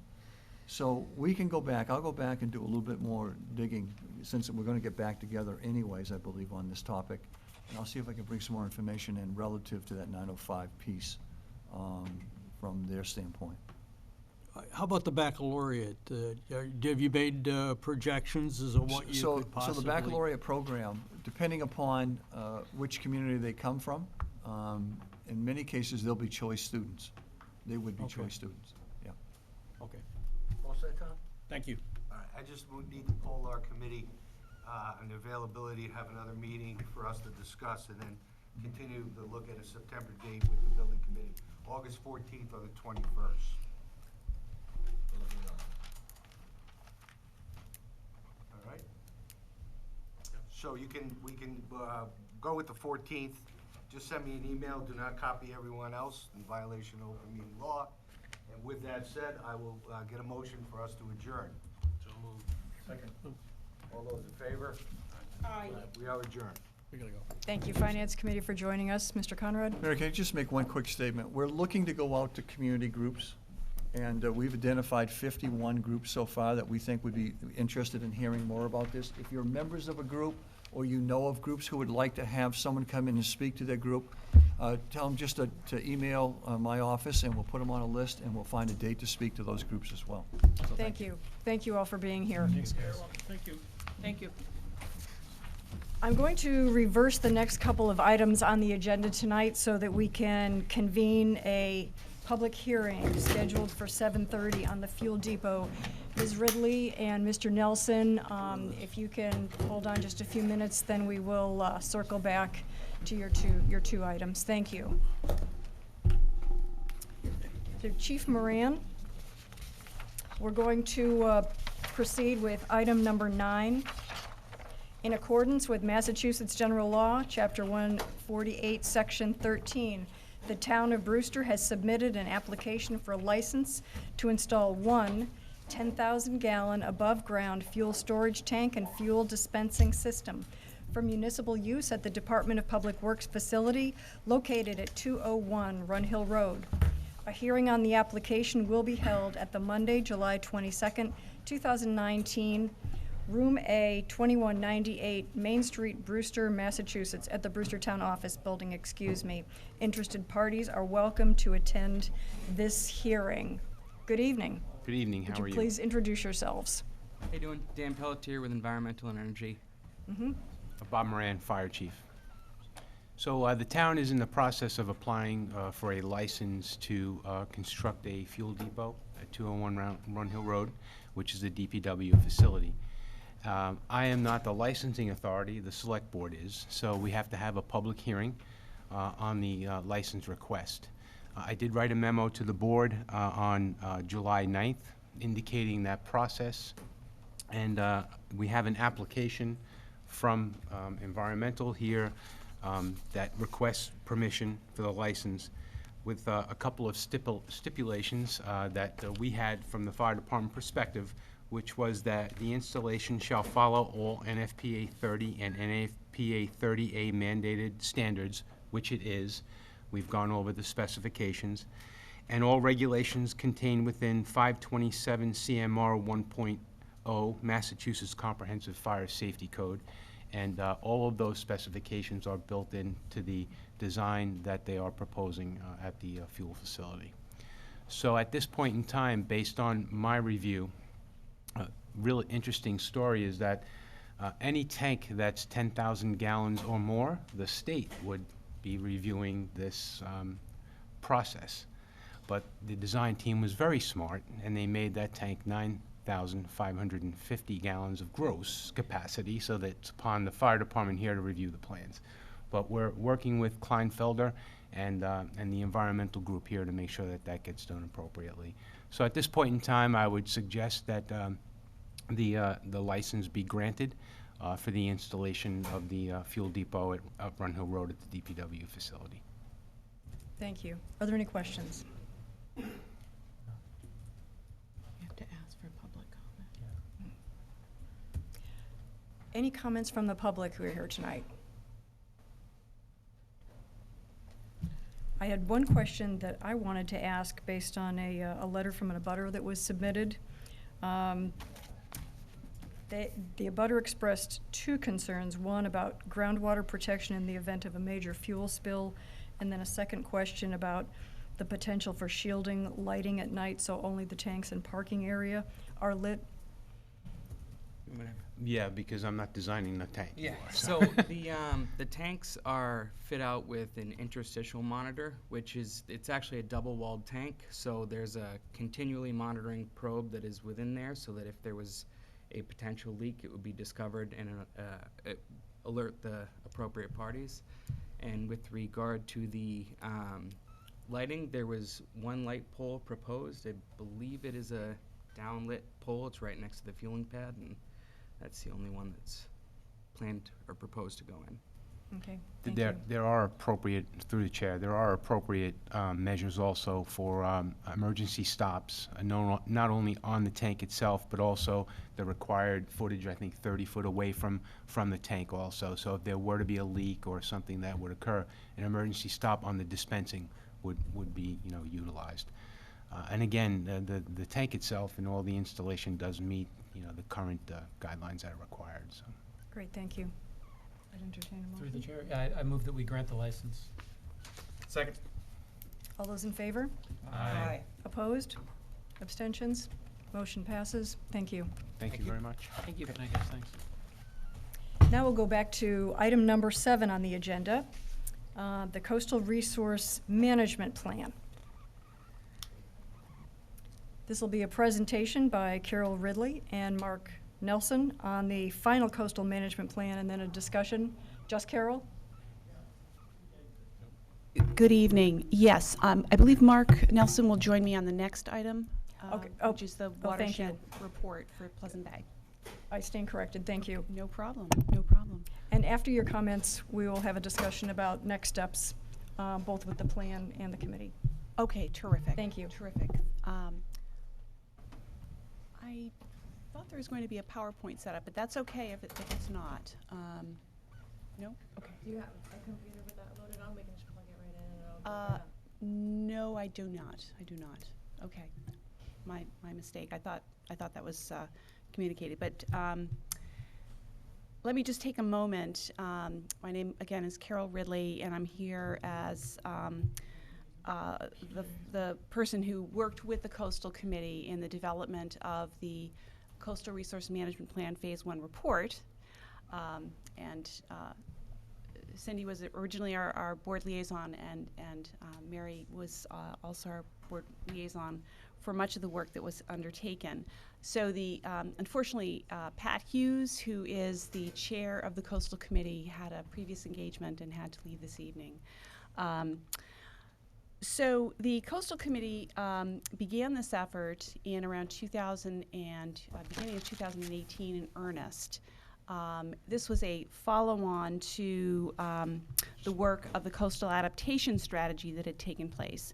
And really it's in recognition of the tremendous coastal resources here in the town of Brewster, the 7 miles of shoreline, and the incredible threats the town has been experiencing in terms of erosion due to storm surge and sea level rise in recent years, significant erosion at certain of the town landings, and healthy salt marshes to date, but recognition that in view of sea level rise there could be some issues with respect to inundation of those salt marsh resources.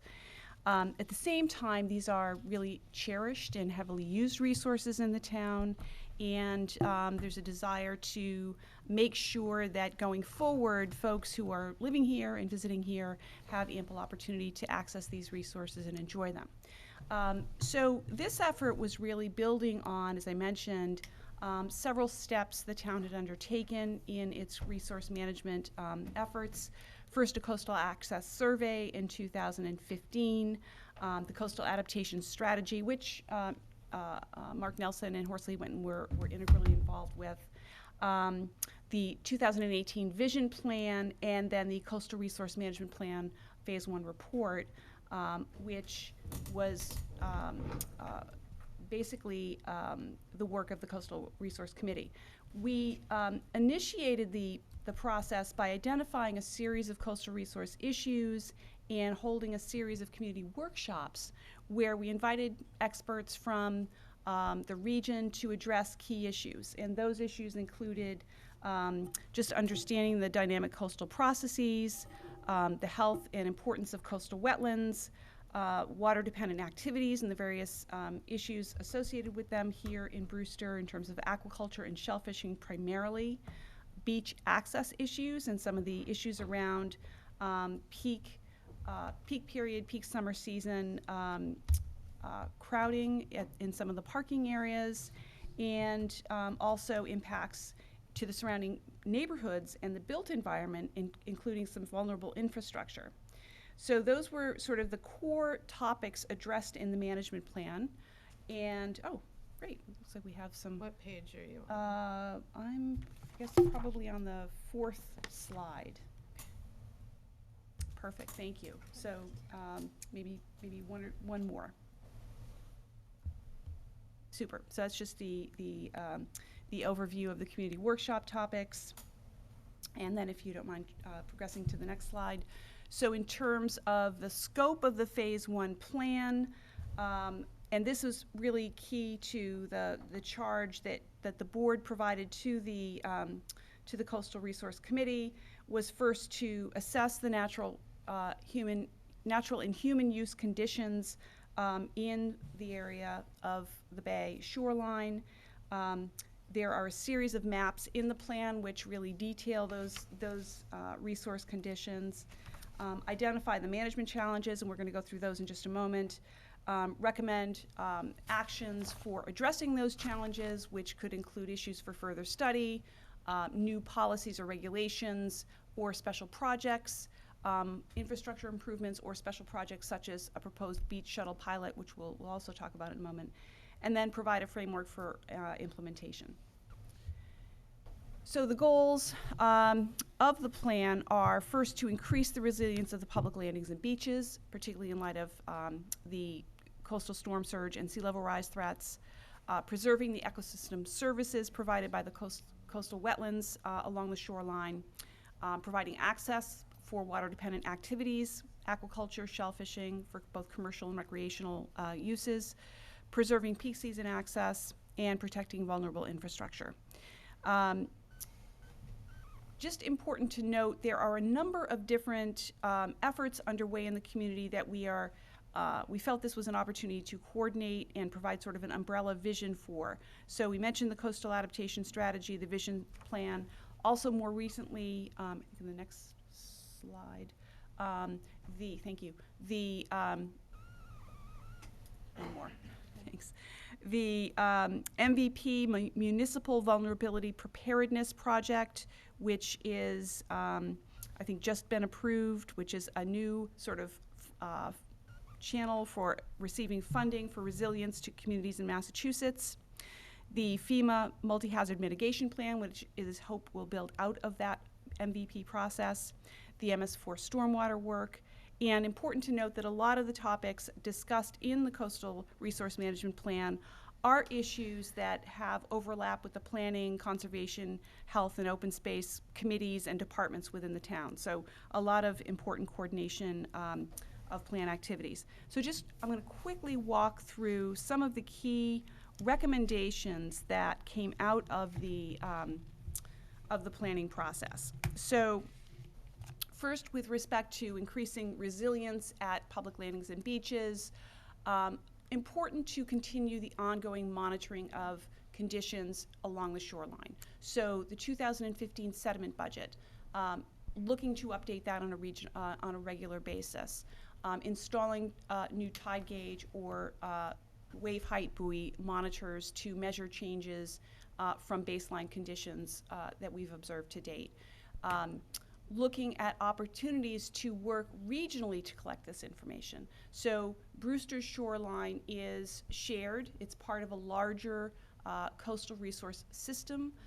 Obviously the whole Cape Cod Bay system, but if you look at just the littoral cell or the area where sediment moves from and lands, to and from, with Dennis, Brewster, Orleans, and even Eastham, looking at that, the Inner Cape Cod Bay ACEC, an opportunity there to work regionally to collect and monitor information.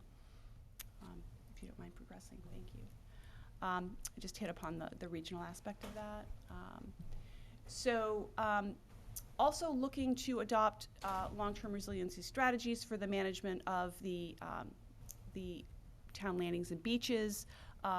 There's been a lot of work done within the Natural Resources Department and DPW to undertake these kinds of resilient efforts. One of the efforts that's recommended in the plan is possibly a demonstration project for what's considered a living shoreline project. It's a relatively new technique for shoreline protection, which in this instance, the concept is an oyster reef, but it would have a hard element and then vegetation or softer components of that resource, that shoreline protection built behind it. So that sort of demonstration project at perhaps Mance Landing is recommended. If you don't mind, thank you. There are a number of regulatory changes recommended in the plan, mostly in the context of evaluating them. We worked closely with the town planner to explore some of these topics. Some of them are under discussion by the town planning board already, such as a floodplain bylaw, looking at developing permitting guidance for erosion management structures on private properties. There are some models, both at the county level and also some work the Pleasant Bay Alliance has done in terms of promoting policies and measures that seek to mimic the natural shoreline processes. So maintaining the movement of sediment along the shoreline is really important to its long-term health. So building that into public education, into policies implemented through the Conservation Commission is part of the recommendation of the plan. I think we've touched on the promoting resilience at town landings already. Another area, and recently the Open Space Committee held a forum, I think this past fall, looking at different areas of focus for open space protection in the town of Brewster. And this sort of intersects with this next topic, which is the protection of wetland resources and creating opportunities for the migration of wetlands inland in light of sea level rise.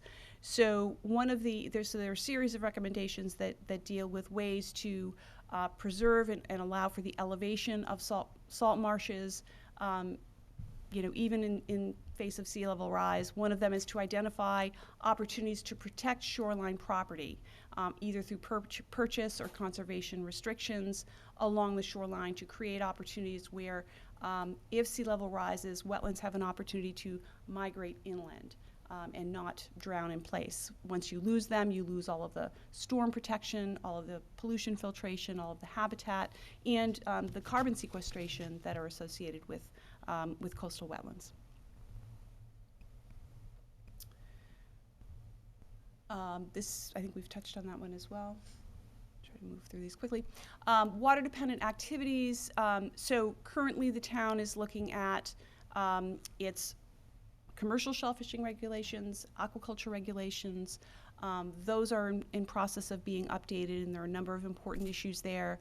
The plan considers the potential for an aquaculture development area to create further opportunities, that this is something that could be considered in light of interest for expanding aquaculture opportunities in the town, to evaluate the success of the razor clam pilot project and determine whether that's something that the town should continue opening up that fishery for further implementation and reviewing its performance. So those are a number of the areas touched on in the plan having to do with water-dependent activities. We spent a fair amount of time on the issue of peak season parking access and worked closely with the Cape Cod Commission. A fair amount of work was done to scope out a potential pilot project for a beach shuttle project. And there was some hope that that might even be piloted during this season, but I think there were a few additional details that need to be addressed, and so I think the target now is to run a pilot shuttle in 2020. And if successful, build on that as another opportunity for folks to get to the shoreline and avoid parking in busy locations. I think we've touched on the multi-hazard mitigation plan, but I would note also in terms of protecting vulnerable infrastructure and also some comments we received in public meetings about effects on coastal communities and maintaining the character of the coastal neighborhoods in Brewster, is looking to evaluate certain zoning changes that could be implemented to control the scale of development. Some towns on the Cape, on the outer Cape, Truro, for example, have enacted bylaws that have sought to limit the size of new homes or rebuilds or renovations of homes meeting certain standards, so that you preserve a scale of development within a community. So that's the type of and also ensuring that any future development is resilient to the maximum extent. Again, I think we touched on that. So that's a very quick and a bit of a scattered overview of the plan, which is available online. It did go through a public comment period last spring, and we received, the committee received a number of comments from folks who reviewed it and submitted their thoughts. Those were integrated. So it's a document that sort of had some opportunity for discussion, for rumination, but it's really a foundation for moving forward. It's a number of ideas to explore and expand. It's going to involve a lot of different parts of town government and hopefully a lot of the community in discussing some of the merits of several of the recommendations. So I think in terms of action items and next steps, one of the thoughts that Pat was hoping to convey this evening, as Pat Hughes as chair of the committee, is first and foremost, with this before you, to consider its adoption as a framework for next steps and moving forward and providing sort of an umbrella vision for the management of coastal resources in Brewster. The second is, in terms of the actual nuts and bolts of implementation, identifying perhaps a small working group that could work with the Natural Resources Department and your board, of course, to think through some of these implementation issues, the best way to liaise with the other town boards that really need to be a part of this conversation and structure that process. And some of the models that are out there for intermunicipal coordination and cooperation on these matters, and really begin to build on that. So I guess I'll leave it there and be happy to answer any questions you may have. Thank you very much for that presentation. It wasn't scattered at all. So we're really at the point in this process that we were a little over a year ago with the vision plan. A group with a great deal of public engagement has produced a very high quality plan, and now the question is, what do we do with it? Peter, do you want to add some comments? Yeah, sure. I think I'll say, when you go back to the charge of the Coastal Committee as currently constituted, they were really, their marching orders were to develop a management plan, and they've done this as phase one of a management plan, but certainly, we've got to that point in the process, as Mary alluded to. I think the challenge now is implementation, because at this point, the number of members on the Coastal Committee has dwindled down to just a couple folks. We have a Natural Resources Department that has 2 full-time employees, soon to be 3, so they only have so much capacity.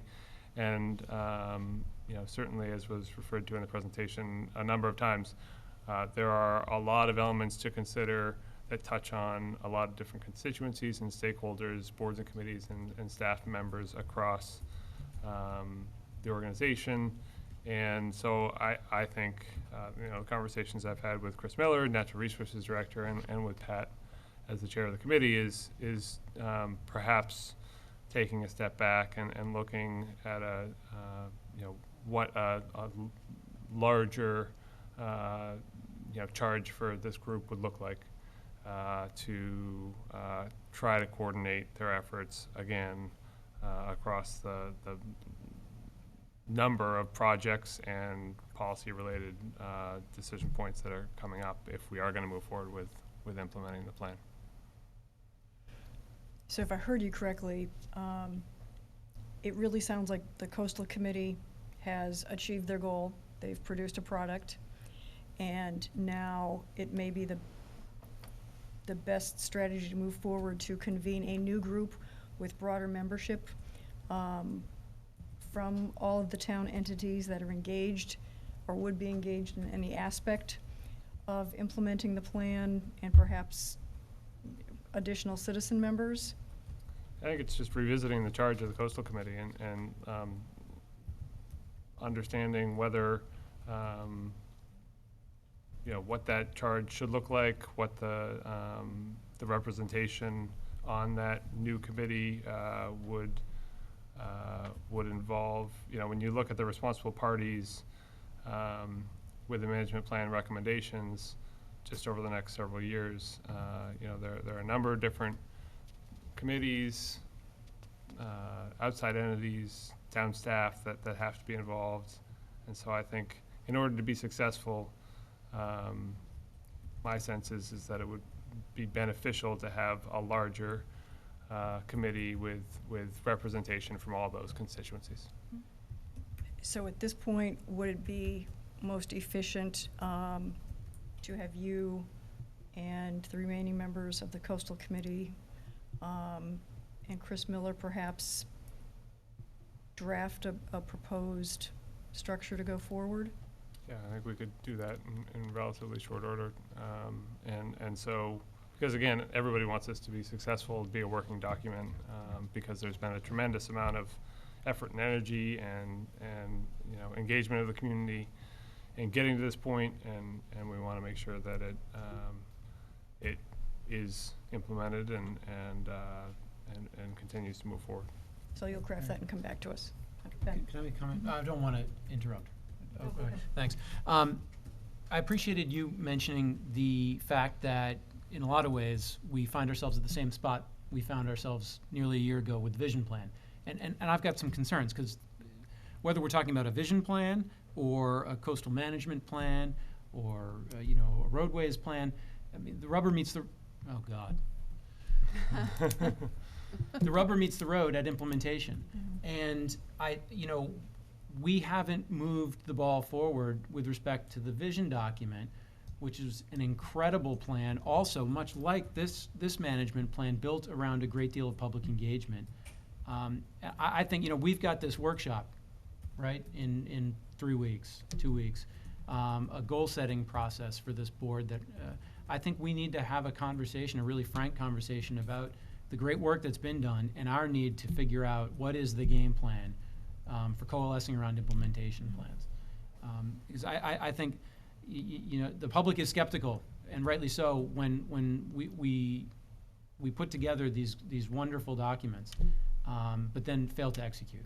And I think that to the credit of the great people that worked on this plan, and equally great people that worked on the vision plan, it's really, these are tools they gave us, and it's entirely up to us to now make it happen. So I hope that we can have a conversation about the details of how that works at our goal-setting workshop. Thank you. Any other comments? Yes. I could just follow up on that, Ben. At the next select board meeting, we plan on having a conversation around the vision plan and local comprehensive plan, and how those two overlap and intersect, and what that committee might look like. The other thing that I will say, at our upcoming retreat, we've solicited input from staff and boards and committees.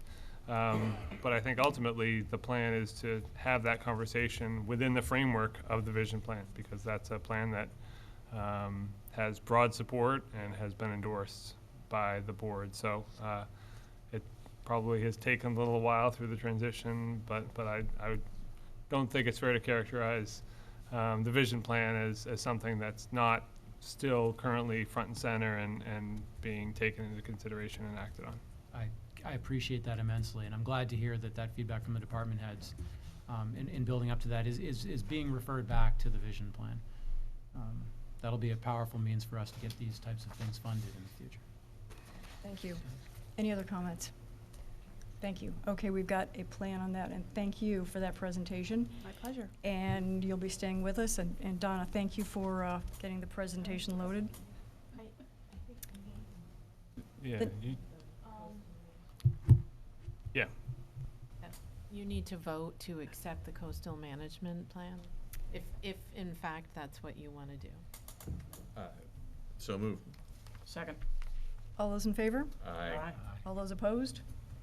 Chair votes aye. Motion passes. Thank you. On to item 8 on our agenda, a presentation on the Pleasant Bay Watershed Permit Annual Report for Year 1. Carol Ridley and Mark Nelson.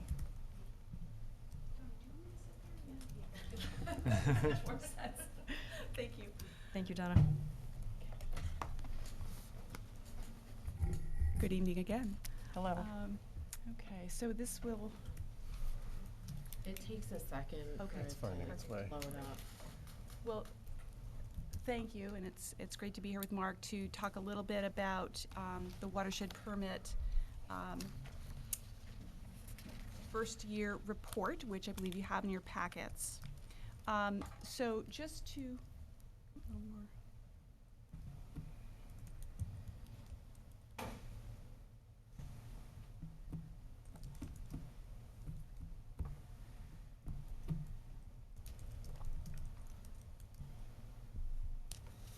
Excellent, thank you, perfect. Okay, great. Just to refresh everyone, it was just about a year ago when the Massachusetts DEP issued the watershed permit for the Pleasant Bay communities of Brewster, Chatham, Harwich, and Orleans. Really the first in the state to have such a permit. And that required a number of steps, not to recast history here, but an intermunicipal agreement with the 4 towns, a targeted watershed management plan which pulled together each town's share of responsibility in the Pleasant Bay watershed. This is a 20-year permit. It's voluntary. It allows for a lot of adaptive management, and also it sets some pretty aggressive goals in terms of achieving the targeted maximum daily loads for nitrogen removal in the Pleasant Bay system. So just quickly to recap, there's about a 17,700 kilogram per year reduction in nitrogen load that's coming from watershed sources into Pleasant Bay that needs to be removed in order for us to meet those targeted thresholds. Brewster's share of that is 2,300 kilograms per year of nitrogen, which is about 13%.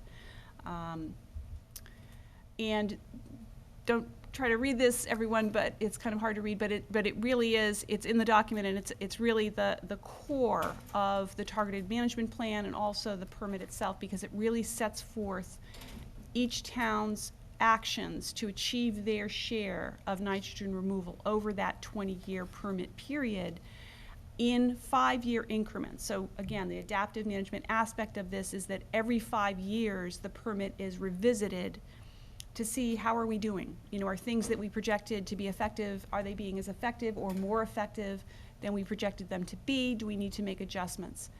The good news here, I think, from Brewster's standpoint is based on actions you took before the permit was put into effect, and the golf course fertilizer reductions, the fertigation that's ongoing, that these are met in the residential fertilizer controls. Based on those activities, the town already is meeting your targeted reduction for that first 5-year period. So you're on track. and we're going to talk a little bit about what comes later in the permit period, but that's really a great starting point. So that 1,281 kilograms per year that you targeted for the first 5 years of the permit, it's happening. So we'll have to, continue to monitor the work, and I think that's what Horsley Witten is doing ongoing. But that's the good news, I think, for Brewster. And you can just see how this lays out. Every town's emphasis of activity happens in different periods of time. Harwich, for example, has a big contribution in this first 5-year period because they're building sewers in East Harwich. You're going to see larger numbers happening in years 6 to 10 in Orleans, for example, because they've got more sewering going on in the Meeting House Pond watershed during that period of time. So that just gives you a sense of how that activity lays out over the 20 years. And as you can see, at the end of the 20-year period, if everything works as planned, the traditional sewering and the non-traditional removal of nitrogen through shellfishing, through fertigation and fertilizer controls, and other methods, if they're all as effective as we project them to be, we will be where we need to be at the end of this 20-year permit. So part of the requirement, and our role as the Alliance, which is the coordinating entity for the 4 towns in this effort, there are annual reports that are required to Mass DEP and to the Cape Cod Commission, which had to certify that the targeted management plan was compliant with the 208 regional plan.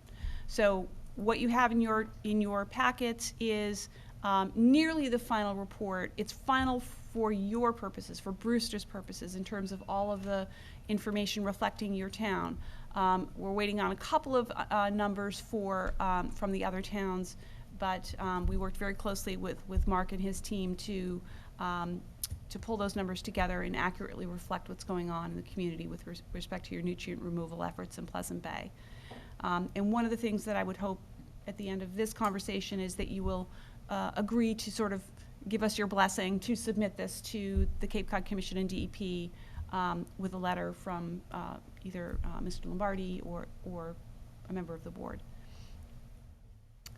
I just want to touch briefly, and because I think some of this bears directly on further issues in the permit for Brewster, on some work we're doing under $250,000 SNEP grant, which is the Southeast New England Estuaries Project, which is EPA funded through the Restore America's Estuaries. We received that funding and are moving ahead on a number of implementation actions related to the permit. And one of them is exploring the efficacy of denitrifying innovative and alternative septic systems, which is one of the strategies that Brewster is relying on in further years in the permit. And I'm going to invite Mark to maybe address that work. Sure, thank you. And as Carol mentioned, Brewster's come a long way with meeting the permit requirements. You're over halfway there at about 56%. And we've been looking at options for how you do the rest of this. And one of the things that's being studied under this SNEP grant and is being looked at by myself and with Chris Miller and Ryan Bennett and others here at Town Hall is to identify, could we use alternative advanced septic system treatment within the Pleasant Bay watershed to account for the rest of this? And one of the reasons for that is it's not that densely developed an area, and it's not really well set up to try to have a connected clustered sewer system or wastewater treatment system. And if you could do that, it would be so high up in the watershed, you wouldn't see the benefits of that for 10, 20, 30 years or more in water quality in Pleasant Bay. So we're looking at this option. It's a challenge right now to see exactly how it will work, and I think that's a conversation we need to come back to you in the future to talk about how that could play out.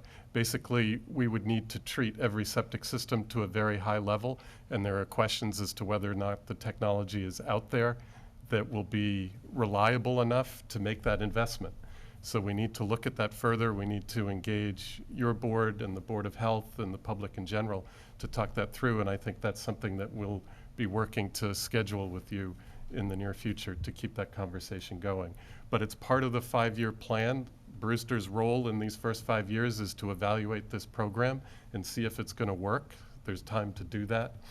And if it doesn't work, we have time to look at alternatives. But again, we're quite a ways down the path with this, and we're looking at it really solving the last 44% of the problem, not all of it. And the first 56% has basically come with no cost associated with it. It's basically, we're not applying as much fertilizer at Captain's Golf Course.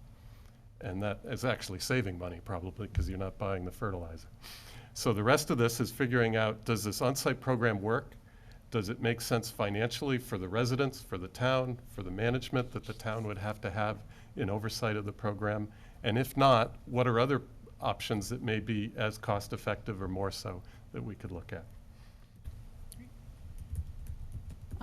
Just a couple of other quickly activities that we're undertaking under the grant. One of them is looking at crediting for shellfish aquaculture for removal of nitrogen in Pleasant Bay. That's the Lonnie's Pond demonstration project, which can definitely provide some lessons for broader application of that non-traditional technique if it's effective, which it appears to be from all the early signs. We're also developing a nitrogen trading pilot project, which I think may or may not be part of Brewster's interest going forward, looking at the possibility for within certain subwatersheds for there to be the ability for one town to enter into a financial arrangement with another town for the removal of nitrogen. So for example, if Chatham or Harwich is sewering more than they need to, can that be a benefit to another community? Can there be some sort of arrangement where, as long as the subwatersheds are similar, that there can be some arrangement where one town does less because another is doing more? So that's another of the projects under this grant. And we're also updating the MEP model, which is the basis for all of the assessments of this information, all of the water quality data that we've collected over the past 20 years. That modeling was really the underpinning of all the work that the towns are doing individually to develop their nutrient management plans, and that was finished in 2005. So we have a lot of data to add to that. We're updating the hydrodynamics, updating the water use and land use information in that model, so that going forward, as we look at these different alternatives, we can run them through the model with a much higher level of assurance that it's reflecting current conditions with these new updates. And then we're going to be continuing with a lot more outreach and education on all of these projects.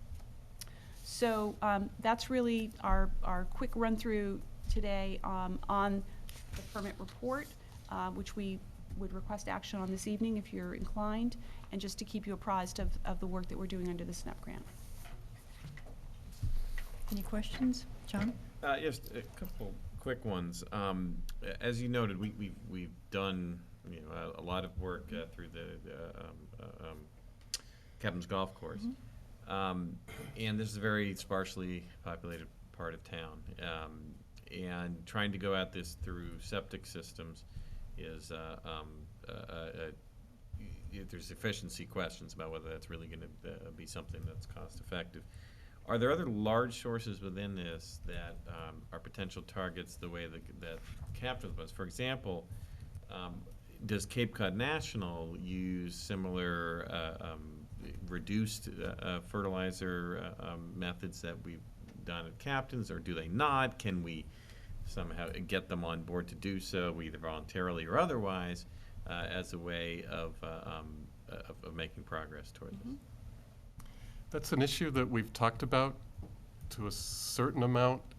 There was a study that we did with the Alliance back in 2010, looking at all the golf courses in the watershed and where they were at and where they could go.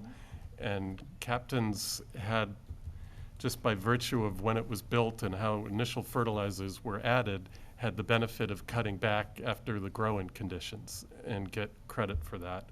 And some of these other courses are in different places. I think it's something that has to continue to be looked at. I think there could be ways to explore where we could simplify the process for Brewster to meet these goals. And the nitrogen trading is one, the fertilizer use in the watershed is another, some sort of centralized treatment system or negotiated approach with another town to take that investment and apply it to them in some fashion. I think there's a lot to do here, and I think there's some creative options to consider, and we've got to look at those a little more and further that conversation with you and the Board of Health as to how that would move forward.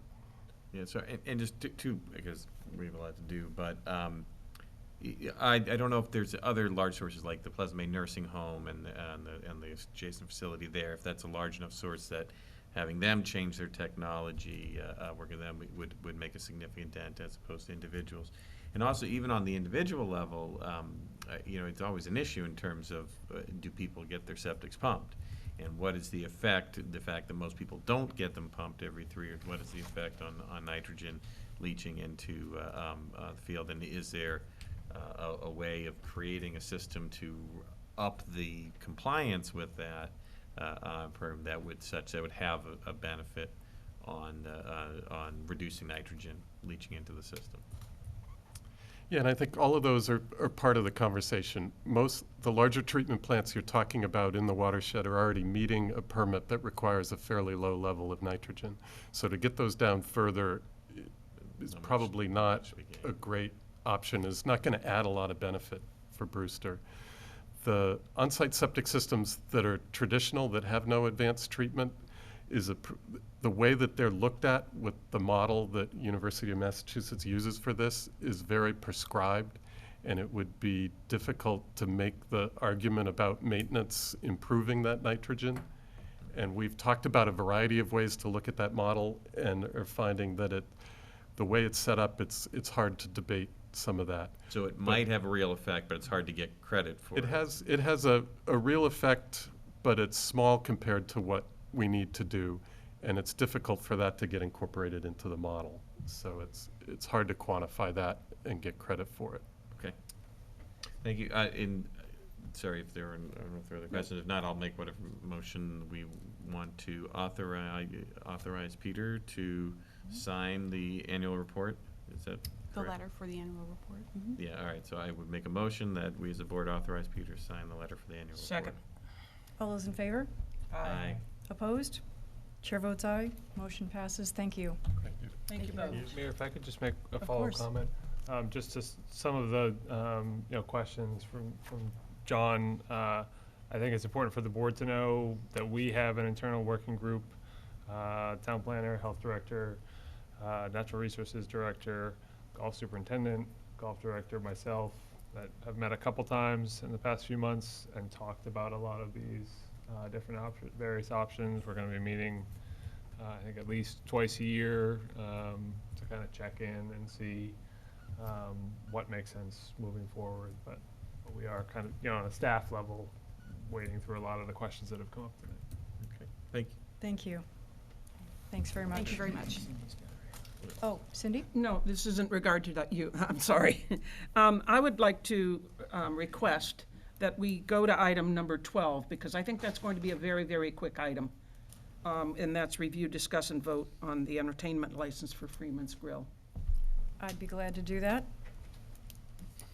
So we'll proceed to item 12. Sean Sullivan? Good evening. As I understand it, Sean, this is a Friday and Saturday night activity, usually over with by about 9 o'clock. And the Captain's Golf Course really isn't close to many neighbors. Correct. Is that about right? Yep, from 6 to 8 p.m. Dinner service will Even conclude at 9 p.m., but it's a 2-hour entertainment. So there's 2 one-day licenses? Correct. Right, okay, and that's what we're being asked to consider tonight? I move we approve. No, I don't believe that's No, true. if I could just clarify, there's a number, it's basically Fridays and Saturdays through the rest of the summer, Yes, fine. through the end of August. Correct. is Labor Day what's- weekend would be the last. Oh, okay. Fridays and Saturdays? Through Through the the end, end of summer. through Labor Day. Through August 31st. Correct. Well, nonetheless, I move that we approve. Second. All those in favor? Aye. Opposed? Chair votes aye. Motion passes. Thank you. Thank you so much.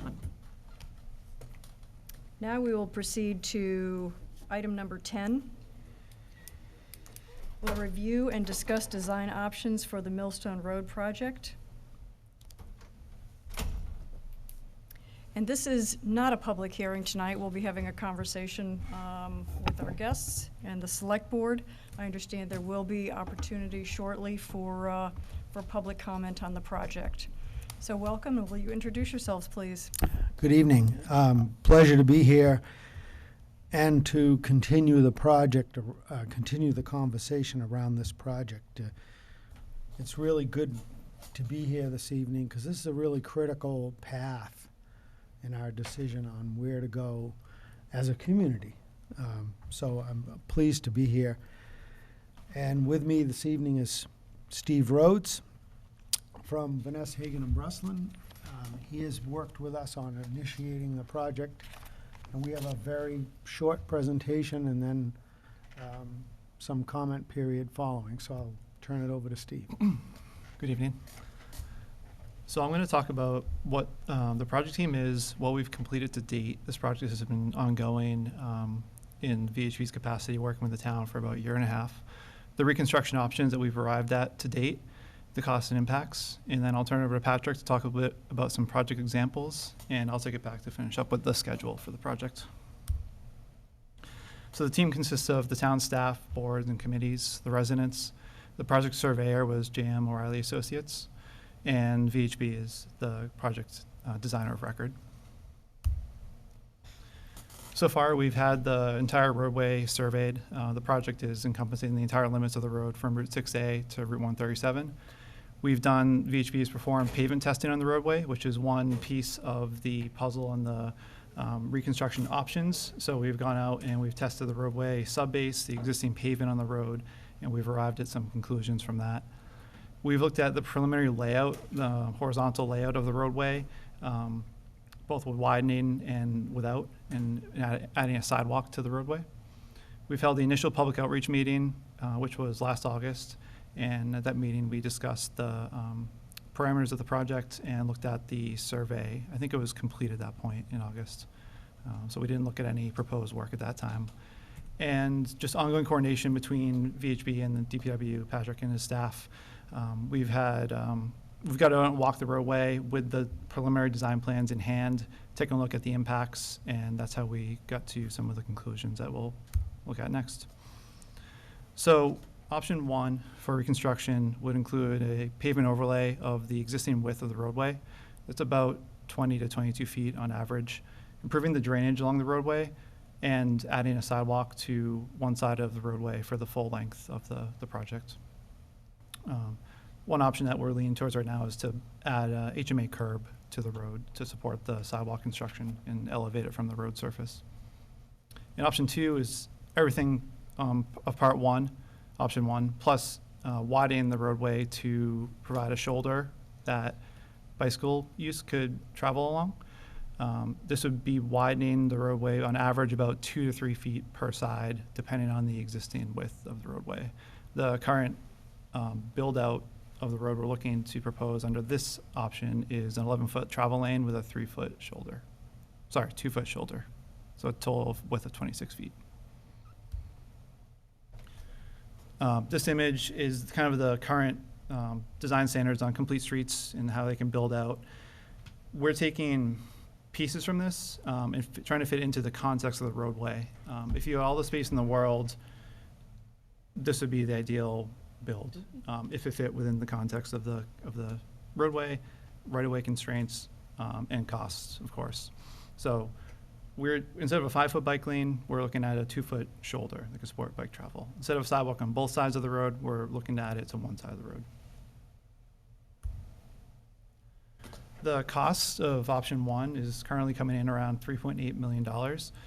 This avoids most of the utility poles, so they can be retained in place throughout the roadway. However, to provide a ADA compliant travelway, we'd have to either look at a couple permanent easements to build the sidewalk outside the roadway layout onto people's property, or relocate a few poles to set them out of the way so we have a ADA compliant surface for people to travel along. Option two is coming in at $4.9 million. This requires about 20 poles to be relocated with an estimate of about $20,000 per pole. It requires more permanent easements because of the widening of the roadway in order to build up those roadway shoulders. Both these numbers include costs for police details and a general contingency to cover the unknowns of being at a preliminary design level. Just a clarifying question thing. So option two, you said requires updated or new, presumably permanent easements. However, previous slide said we have an existing 40-foot right-of-way along the entire length. Is that the case? It varies between, it goes from 40 feet to 50 feet, back to 40, back So to 50. 40 is the minimum. Minimum of 40, yep. And the width you're proposing in option 2, Mhm. one sidewalk, 2-foot bike lanes on either side, 11-foot travel lanes is less than 40 Correct. feet. Why would we need new easements? Is it because of the you want to achieve good sight lines, so we're going to try and get outside the right-of-way over here and over there, or? Yeah, and part of the existing roadway, or the majority of the existing roadway isn't perfectly centered within the right-of-way today. Sure. So we're, from our starting point, we're already kind of skewed to one side or another. Okay, thank you. Yep. Thanks, Mary. Sure. So I'll pick it up from here, but before I do, I want to point out two people who are very important to this, and wanted to point out how great it is to work with Peter Lombardi. We're really fortunate. He has extensive experience in public works and is really going to be instrumental in advancing a lot of these projects, and it's been terrific. And in the back of the room is Jimmy Jones from our Public Works Department, who helps us every day in carrying out our mission and deserves that. So what I wanted to go into on this is just from a simple perspective for people watching and for the board, is to realize all of the variabilities that there are in putting together a project like this.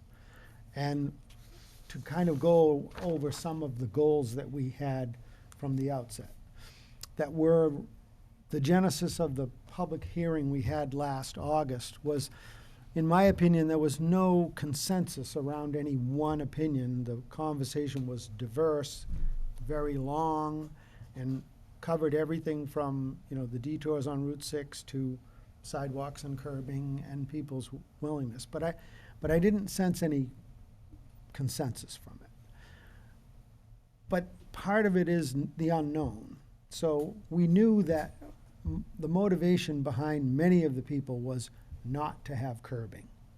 And we knew that that was important. So in whatever design we've approached it with using the least amount of curbing we can.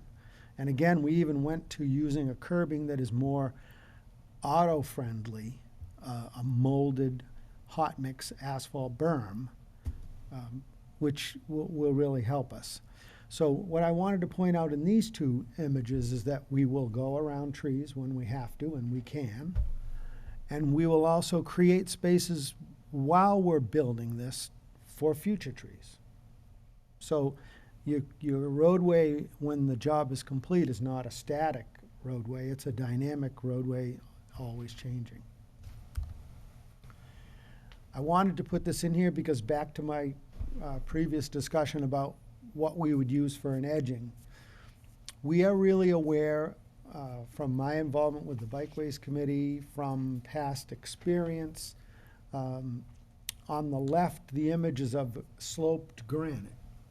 This was a project that I worked on, I'll date myself here, in the mid-'80s, which put a sidewalk on Route 6A and still exists in Sandwich. I took this photograph 2 days ago. The slide on the right is again a sidewalk project that I built on behalf of the town of Sandwich in 1991. That's the age of that rolled bituminous curbing. People often frown on using it in roadway conditions because when it's applied, it's really soft. But in a backed up condition like this with the sidewalk behind it, it's a really effective way to do something significantly less expensive than granite, but also more auto and bike friendly.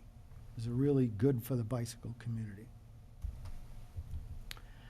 And in this one, I wanted to show that here on the left image is Snow Road here in Brewster, where we show a Cape Cod berm with a green strip and a sidewalk.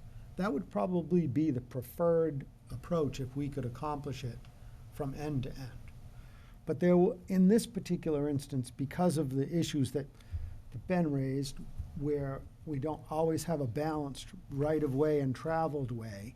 There may be times when coming out of a side street for the first 50 feet, I know down by Russell's Path, we have a section where when you come onto the road, you're gonna have to have curbing there for the first 35 or 40 feet, just to protect people who are on an adjacent sidewalk.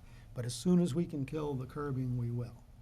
So I wanted to point that out on the left being Leona Terrace, where it abuts Snow Road. And you can also see where building this, we will still be able to have the same features on the road that currently exist. Street signs, manhole covers, mailboxes, all go back. I put the middle image up because I wanted to show here in Brewster, Route 6A sidewalk and its proximity to homes. And I know a lot of people have concerns about sidewalks when they're placed in front of their homes and they've lived there a long time and the sidewalk goes in and they have to adapt to it. But I think Route 6A shows you that a traveled sidewalk can exist in conjunction with homes, whether they're close to the road or not. And then the image on the right is simply, again, the green strip, but there are also places along Millstone Road where we will have steep slopes, where we'll have to use some kind of fencing on the back side to protect walkers and bicyclists from going down a steep hill. And I wanted to point out on the left here, this is our own underpass road that we reconstructed 3 years ago. And on the left side, you have a 2-foot bike lane and a 5-foot sidewalk. And on the right-hand side, you have a 3-foot lane coming down the hill. And this has been very effective, very safe for bicyclists traveling from the bike path to Route 6A and back. And then the image on the right, I just wanted to show because this is what it's all about. What it's all about and the charge that we have as a community is to try to make a transportation space that isn't just one mobility. Right now, Millstone Road is a car road. Anybody else isn't really safe. I mean, you can take it in, people use it all the time and they frequently do, but we haven't done anything to accommodate them to make it safer for them. So when you look at the image on the right, you see a man walking with a dog, you see a bicyclist coming down, and you see a car in the distance. And those are all the three components that we'll use and will continue to use Millstone Road in the future. So that's why I wanted to give you those images and have you look at it from a more, site-specific approach. Schedule-wise, we're looking for the DPW department and the select board to work over the next few weeks or however long it takes to determine the most appropriate reconstruction option for this project. After that is determined, we would like to take one reconstruction option to the second public outreach meeting to present and take feedback on from the residents and members of the community. And then VHB can move forward with finalizing the design of the selected reconstruction. The long-term schedule is a little bit dependent on the selected reconstruction option due to the varying easement and utility pole resetting needs and obtaining and requiring easement needs. The shortest timeline to bidding would be bidding this project in the upcoming winter. And that would be with the option 1, with the overlay and sidewalk option.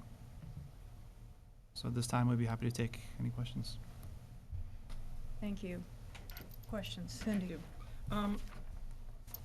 In option 1, does the sidewalk stay on one side of the road the entire way up, or does it cross the road and then? The way we've been able to flush out the potential for that, the sidewalk starting on Route 137 would be on the south side, and then it only crosses once, about a little more than halfway down. Great. Just before the big rock, just to give you an idea. Thank you. John? No specific question, but I want to thank you for the presentation, and I want to express my support for what seems to be your inclination, which is towards option 2, which is towards doing more rather than less in terms of taking advantage of this opportunity to improve the resource for the town. If we look at what we did on underpass and snow versus what we did on 137, and I know the reasons why we couldn't do on 137 everything that we did on snow and underpass, largely having to do with restrictions on right-of-ways.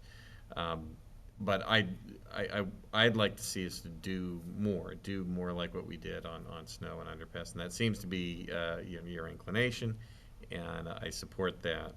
I would emphasize, or I encourage, if you're talking about doing a public meeting in September, to move that up as early as you can. Ideally, when summer people are still here and are well informed and aware of that, because a lot of the people involved are more likely to be able to attend and give their input. I'm sure you're looking at sight lines. There's whether there's data on where traffic accidents occurred. As I understand, there's a spot right near Joe Long Road where there's been probably more accidents than anywhere else on that road, and could use the most improvement from a safety standpoint. I'm sure you're aware of that and on top of that, and able to make some improvements. But I just wanted to express my support for, again, my perceived, and watching your head nod, I think accurately, approach towards option 2. Well, one of the charges of our jobs is to, you've heard me say before, what I really like about coming to Brewster is I have been in your seat before. I have been a policymaker. What I enjoy the most about coming to Brewster is I don't make policy, I carry out orders. But it also is my obligation to you to say, okay, in my experience, what would I recommend doing? But whatever the outcome is, we'll make it as safe as possible, we'll make it as good looking as possible, and we'll make it as effective as possible. But I think that the large philosophical question is, what do we want Millstone to be? And we also have to engage as public officials. We have to recognize that it was 1990 when the Americans with Disabilities Act was passed. And it obligates on us as public servants to initiate accessibility for other modes. And in this case, it's bicyclists and pedestrians. So that's my advice. It's not, again, I will do whatever the board wishes, but I think that's important for you to know. Sorry, one quick follow-up. I want to point out that it's my experience, and I think yours as well, that those modes are already there. They're being used. Yes. The question is, are we going to make a safe a resource that's safe for them? The option of not having bicyclists on the road doesn't exist. That's a good point. They're going to be there. Yep. Thank you. Thank you. Ben? Thank you, Mary. Does anyone know what the balance remaining on our $10 million borrowing authorization is? Yes, we have 6.5 million remaining. Remaining of the 10 that was passed in 2016? Okay, Yes. great. Thank you, Patrick. I agree wholeheartedly with John. This is a generational opportunity to impact that road and the people who use it, not just the drivers, the pedestrians, the cyclists. And I think that, frankly, at a minimum, we should be doing option number 2. And I'm glad to hear you report that our road bond that the town voted for several years ago has enough capacity left to fund that. We talked about, so there's my position. I don't know if you need, there's my position on which option to pursue leaving the meeting here tonight, at least from my seat. We talked, I'm going to ask a question that'll get me laughed out of the room. But we talked about climate resiliency tonight a couple of times. And, you know, I've been involved in road improvement projects in other towns here in the Cape. And I think that one of the biggest regrets I've seen a road project undertake, or not undertake and regret thereafter, is dealing with the power lines and the data lines and burying them. What would that cost for us? Well, the utilities use a figure of $1 million a mile in burying utilities, and that's How long is it? probably an old figure. Yeah. So it could be up to 2. Yeah. So you'd be looking at another $5 million to bury utilities. You said it was 2 miles? 2.5, yeah. 2.5 miles. Yeah. Okay. Oh, so you're saying the $1 million is an old figure. You think 2 is more conservative. 2 Yeah, I think 2.5, it's $5 two. million. 2 would be based on Yeah. what we've learned about the cost of moving poles, et cetera. I think that it's incumbent upon us to, at least when we talk about improving a roadway, and we already have a policy directive that it's incumbent upon us to examine bicycle access, examine the addition of sidewalks. I think we should be talking about how to prepare for the storms that we have, and protecting the electricity for the folks that live off of Millstone Way. So it's a ton of money, not arguing. But I'd hate for us to go road by road by road throughout this town with at least talking about that. So thank you. Thank you. If I could just follow up on that, Ben. One detail I think that wasn't necessarily touched on in the presentation, or expanded on the presentation, is the fact that one critical component of the scope of work that's being proposed, is drainage improvements that specifically address climate change, resiliency, and making long-term investments and improvements. About $1.6 or $1.7 million of the total project figure, whether it's option 1 or option 2, is specifically around drainage. We're definitely taking that element into account on the stormwater compliance front, not necessarily on the utilities, but just thought it would be important to highlight that piece. Yeah, thank you. Thank you. Is it possible to get a figure on what Ben was just asking about? We can do that. Yep, we can pursue that. Thank you. We're in contact with them about moving the poles, so we'll just expand it and see what they can give us for a figure. I think that would be helpful. I agree with my colleagues. I think this is a remarkable opportunity we have to do this right, to provide all of the access and the safety that we know, especially in light of the accident that our community has just grappled with on this road. This is an important opportunity to make this really heavily used road and make it serve all of the populations that want to use it. You don't need a vote from us tonight. You wanted to just get a general sense of what the board was considering. Do you feel like you've gotten that from us? Yeah, I think so. I think I've been really appreciating it. So we'll I would Cindy? just like to reiterate what John said in regard to trying to get this so that some of the summer folks have an opportunity to weigh in on this, because it's better to be informed. I agree. Great, thank you. Anything else? Thank you very much. Thank You're you. welcome. Thank you. Thanks, guys. The next item on the agenda, we will discuss the proposed application for a minor modification of Brewster Woods comprehensive permit and review and vote on a MassWorks infrastructure grant application. Hi. John Springfield? Good evening. My name's John Springfield. I'll try to make this brief in light of the hour, but I'm representing POA, Preservation of Affordable Housing, and Housing Assistance Corporation, HAC. And together we were selected by the Brewster Housing Authority as the development team to build 30 new affordable homes near Wells Court. And it's called Brewster Woods. And as you know, the proposed development includes a significant amount of infrastructure work. And so that includes new roads to connect to the new homes, utility connections, sidewalks, site work. And so our request tonight is for the board's consideration of support for a $1.6 million state MassWorks infrastructure grant. And so that would be, and I think you've received a memo and a draft application from the town administrator.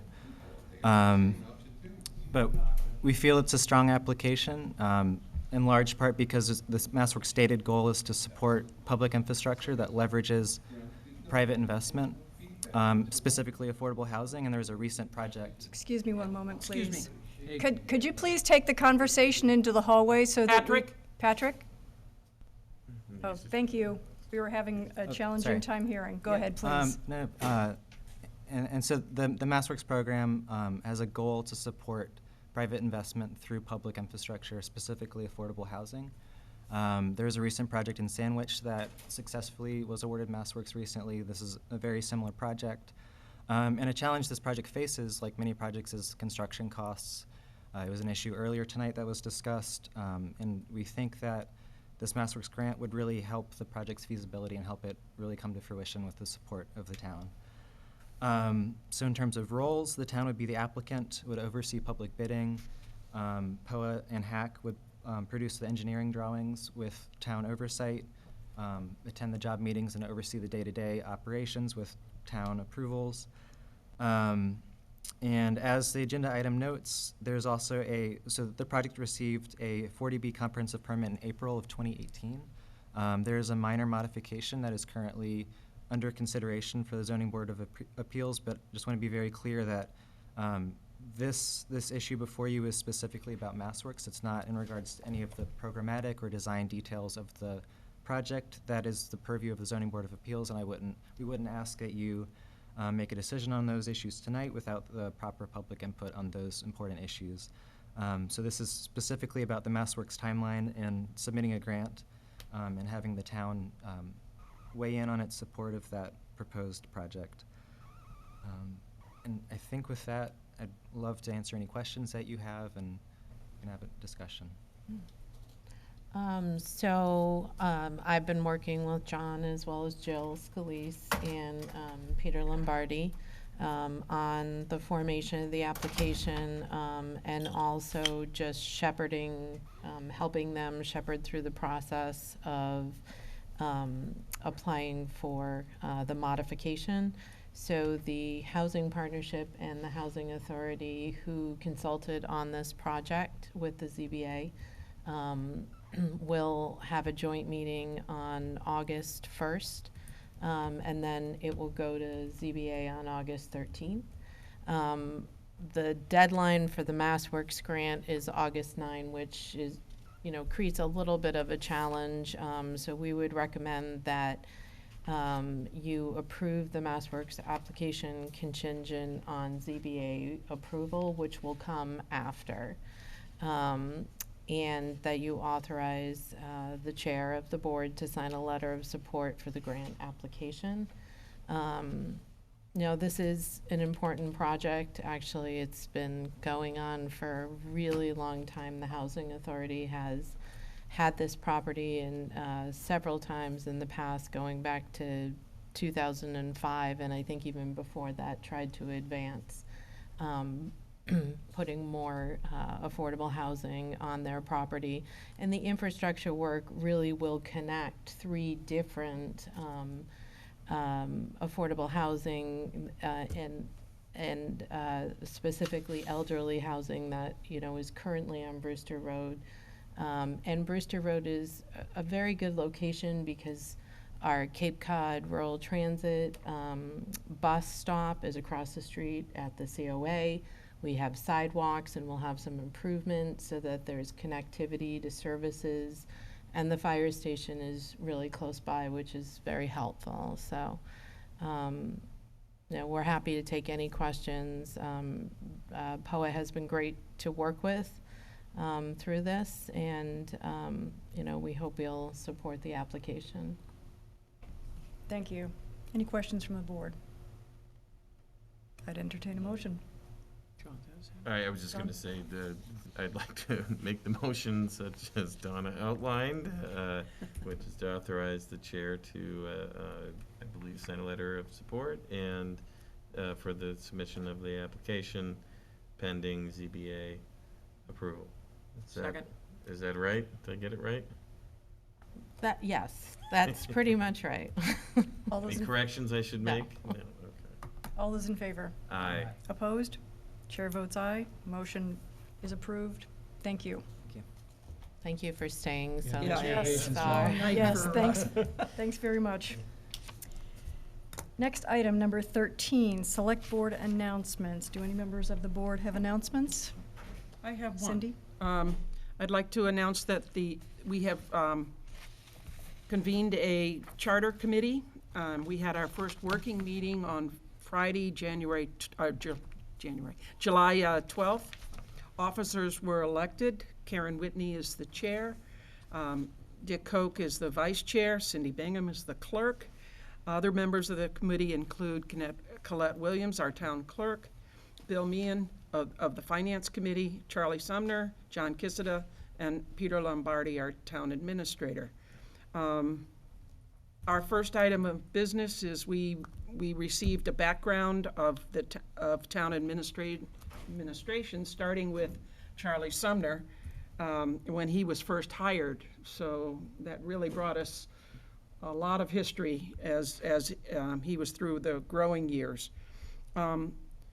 Why a town charter? Just as the United States has a constitution and each state has their own constitutions, cities and towns can create a charter, which is the power to govern local affairs as long as they don't conflict with the state. The town is now governed by bylaws. In creating a charter, the bylaws are going to be organized and modified if necessary. The charter, once created, will go before and have to be accepted by the state government. This is going to be a long process. We know it. We're in for the long haul. But one thing that we do know is that we'll have a positive outcome for the town of Brewster. The goal to be able to come forward with this would be the spring town meeting. Meetings are open to the public, of course, and every other Friday, meetings are, the next meeting is this Friday at 9:30, right here. So all are welcome. Thank you, and thanks for serving on that committee. Anything else? I have one. The Department of Public Works will be hosting a public forum titled Let's Talk Trash on Tuesday, August 6th from 6 to 8 p.m. at Brewster Town Hall. The program will include an overview of Brewster's current solid waste operations, information on plastics and plastic recycling, some of the challenges in the current environment, as well as actions individuals can take to reduce their solid waste production. So I encourage everyone to join DPW on August 6th. Next item on the agenda is the town administrator's report. Peter? Sure. A few items to update you on in terms of personnel.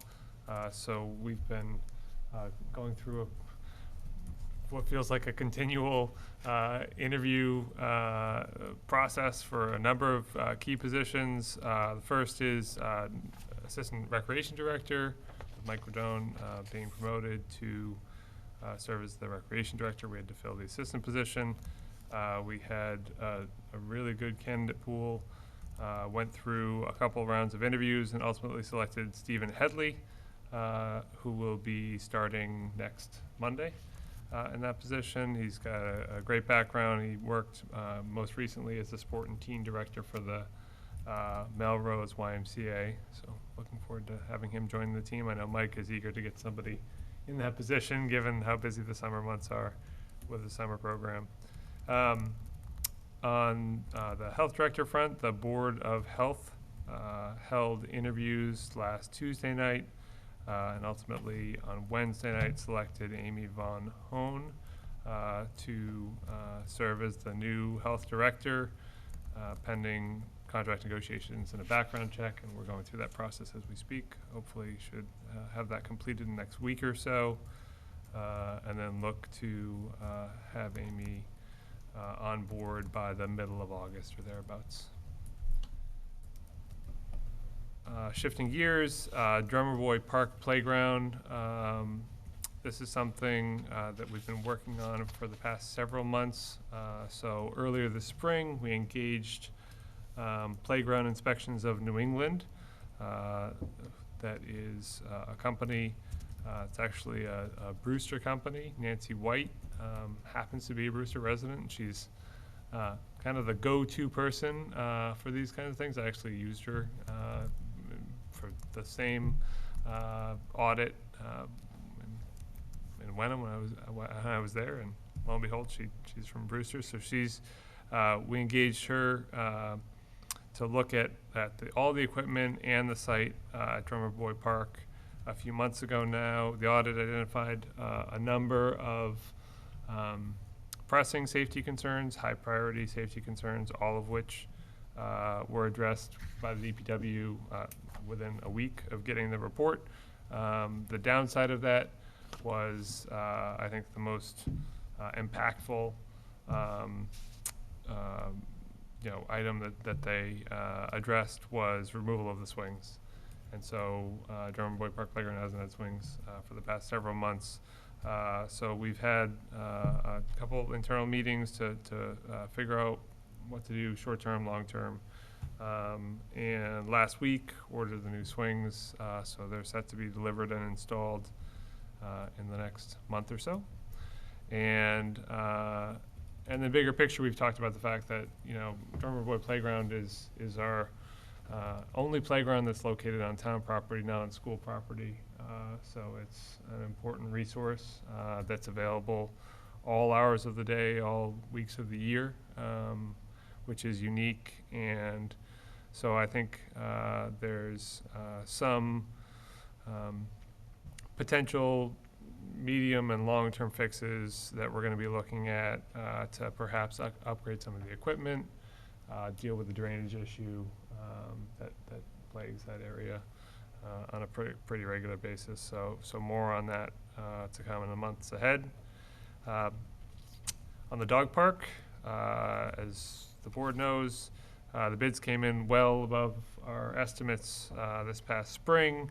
So over the past couple months, the Dog Park Development Committee, town staff have been looking at what our options are to go forward. And coming out of that, right now we plan to go back out to bid this October. That was based in large part on the feedback from the Stanton Foundation regarding what they see as kind of an optimal time from a cost perspective to go through the procurement process.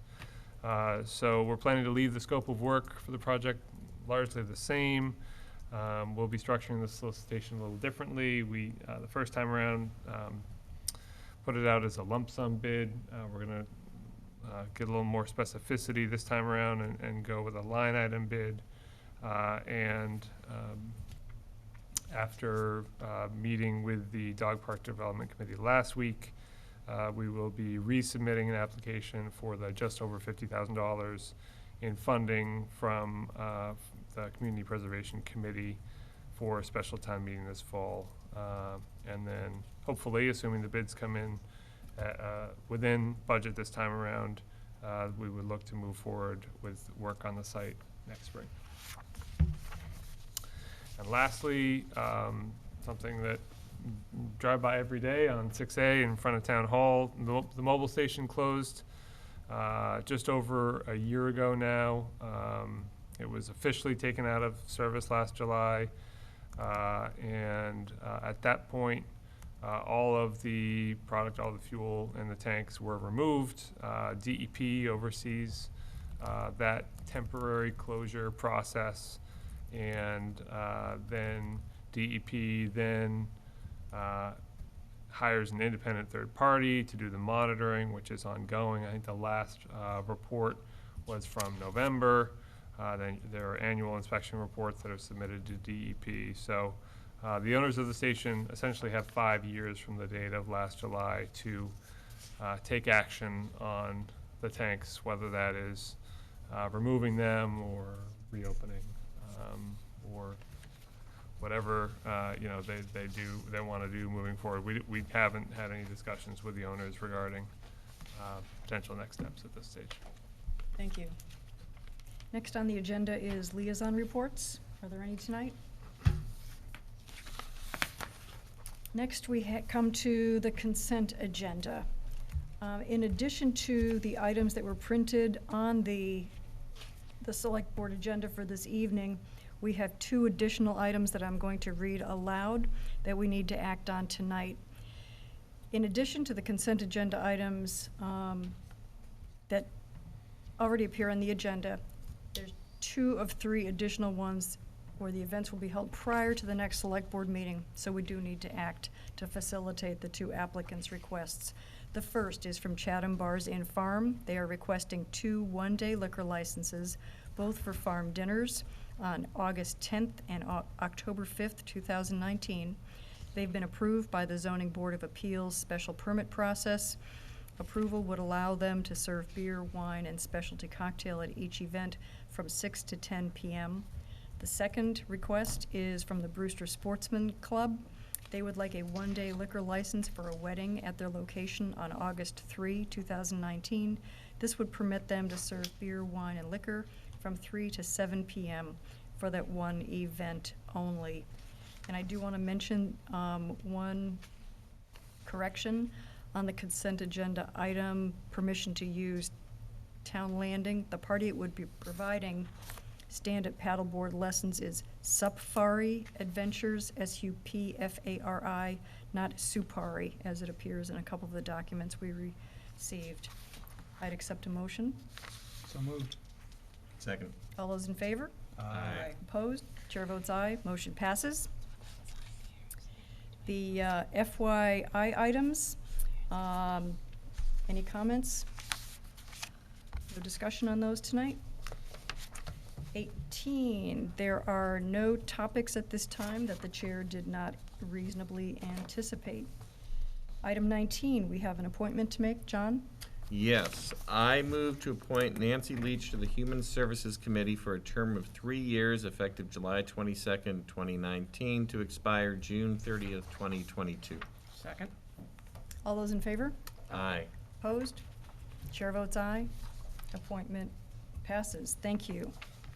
The next item on the agenda, media questions. I was just wondering, do you have a time for that talk on trash meeting? You mentioned the date, but not a time for that. 6 to 8 p.m. 6 to 8 p.m. Maybe you did mention, I forgot to write it down.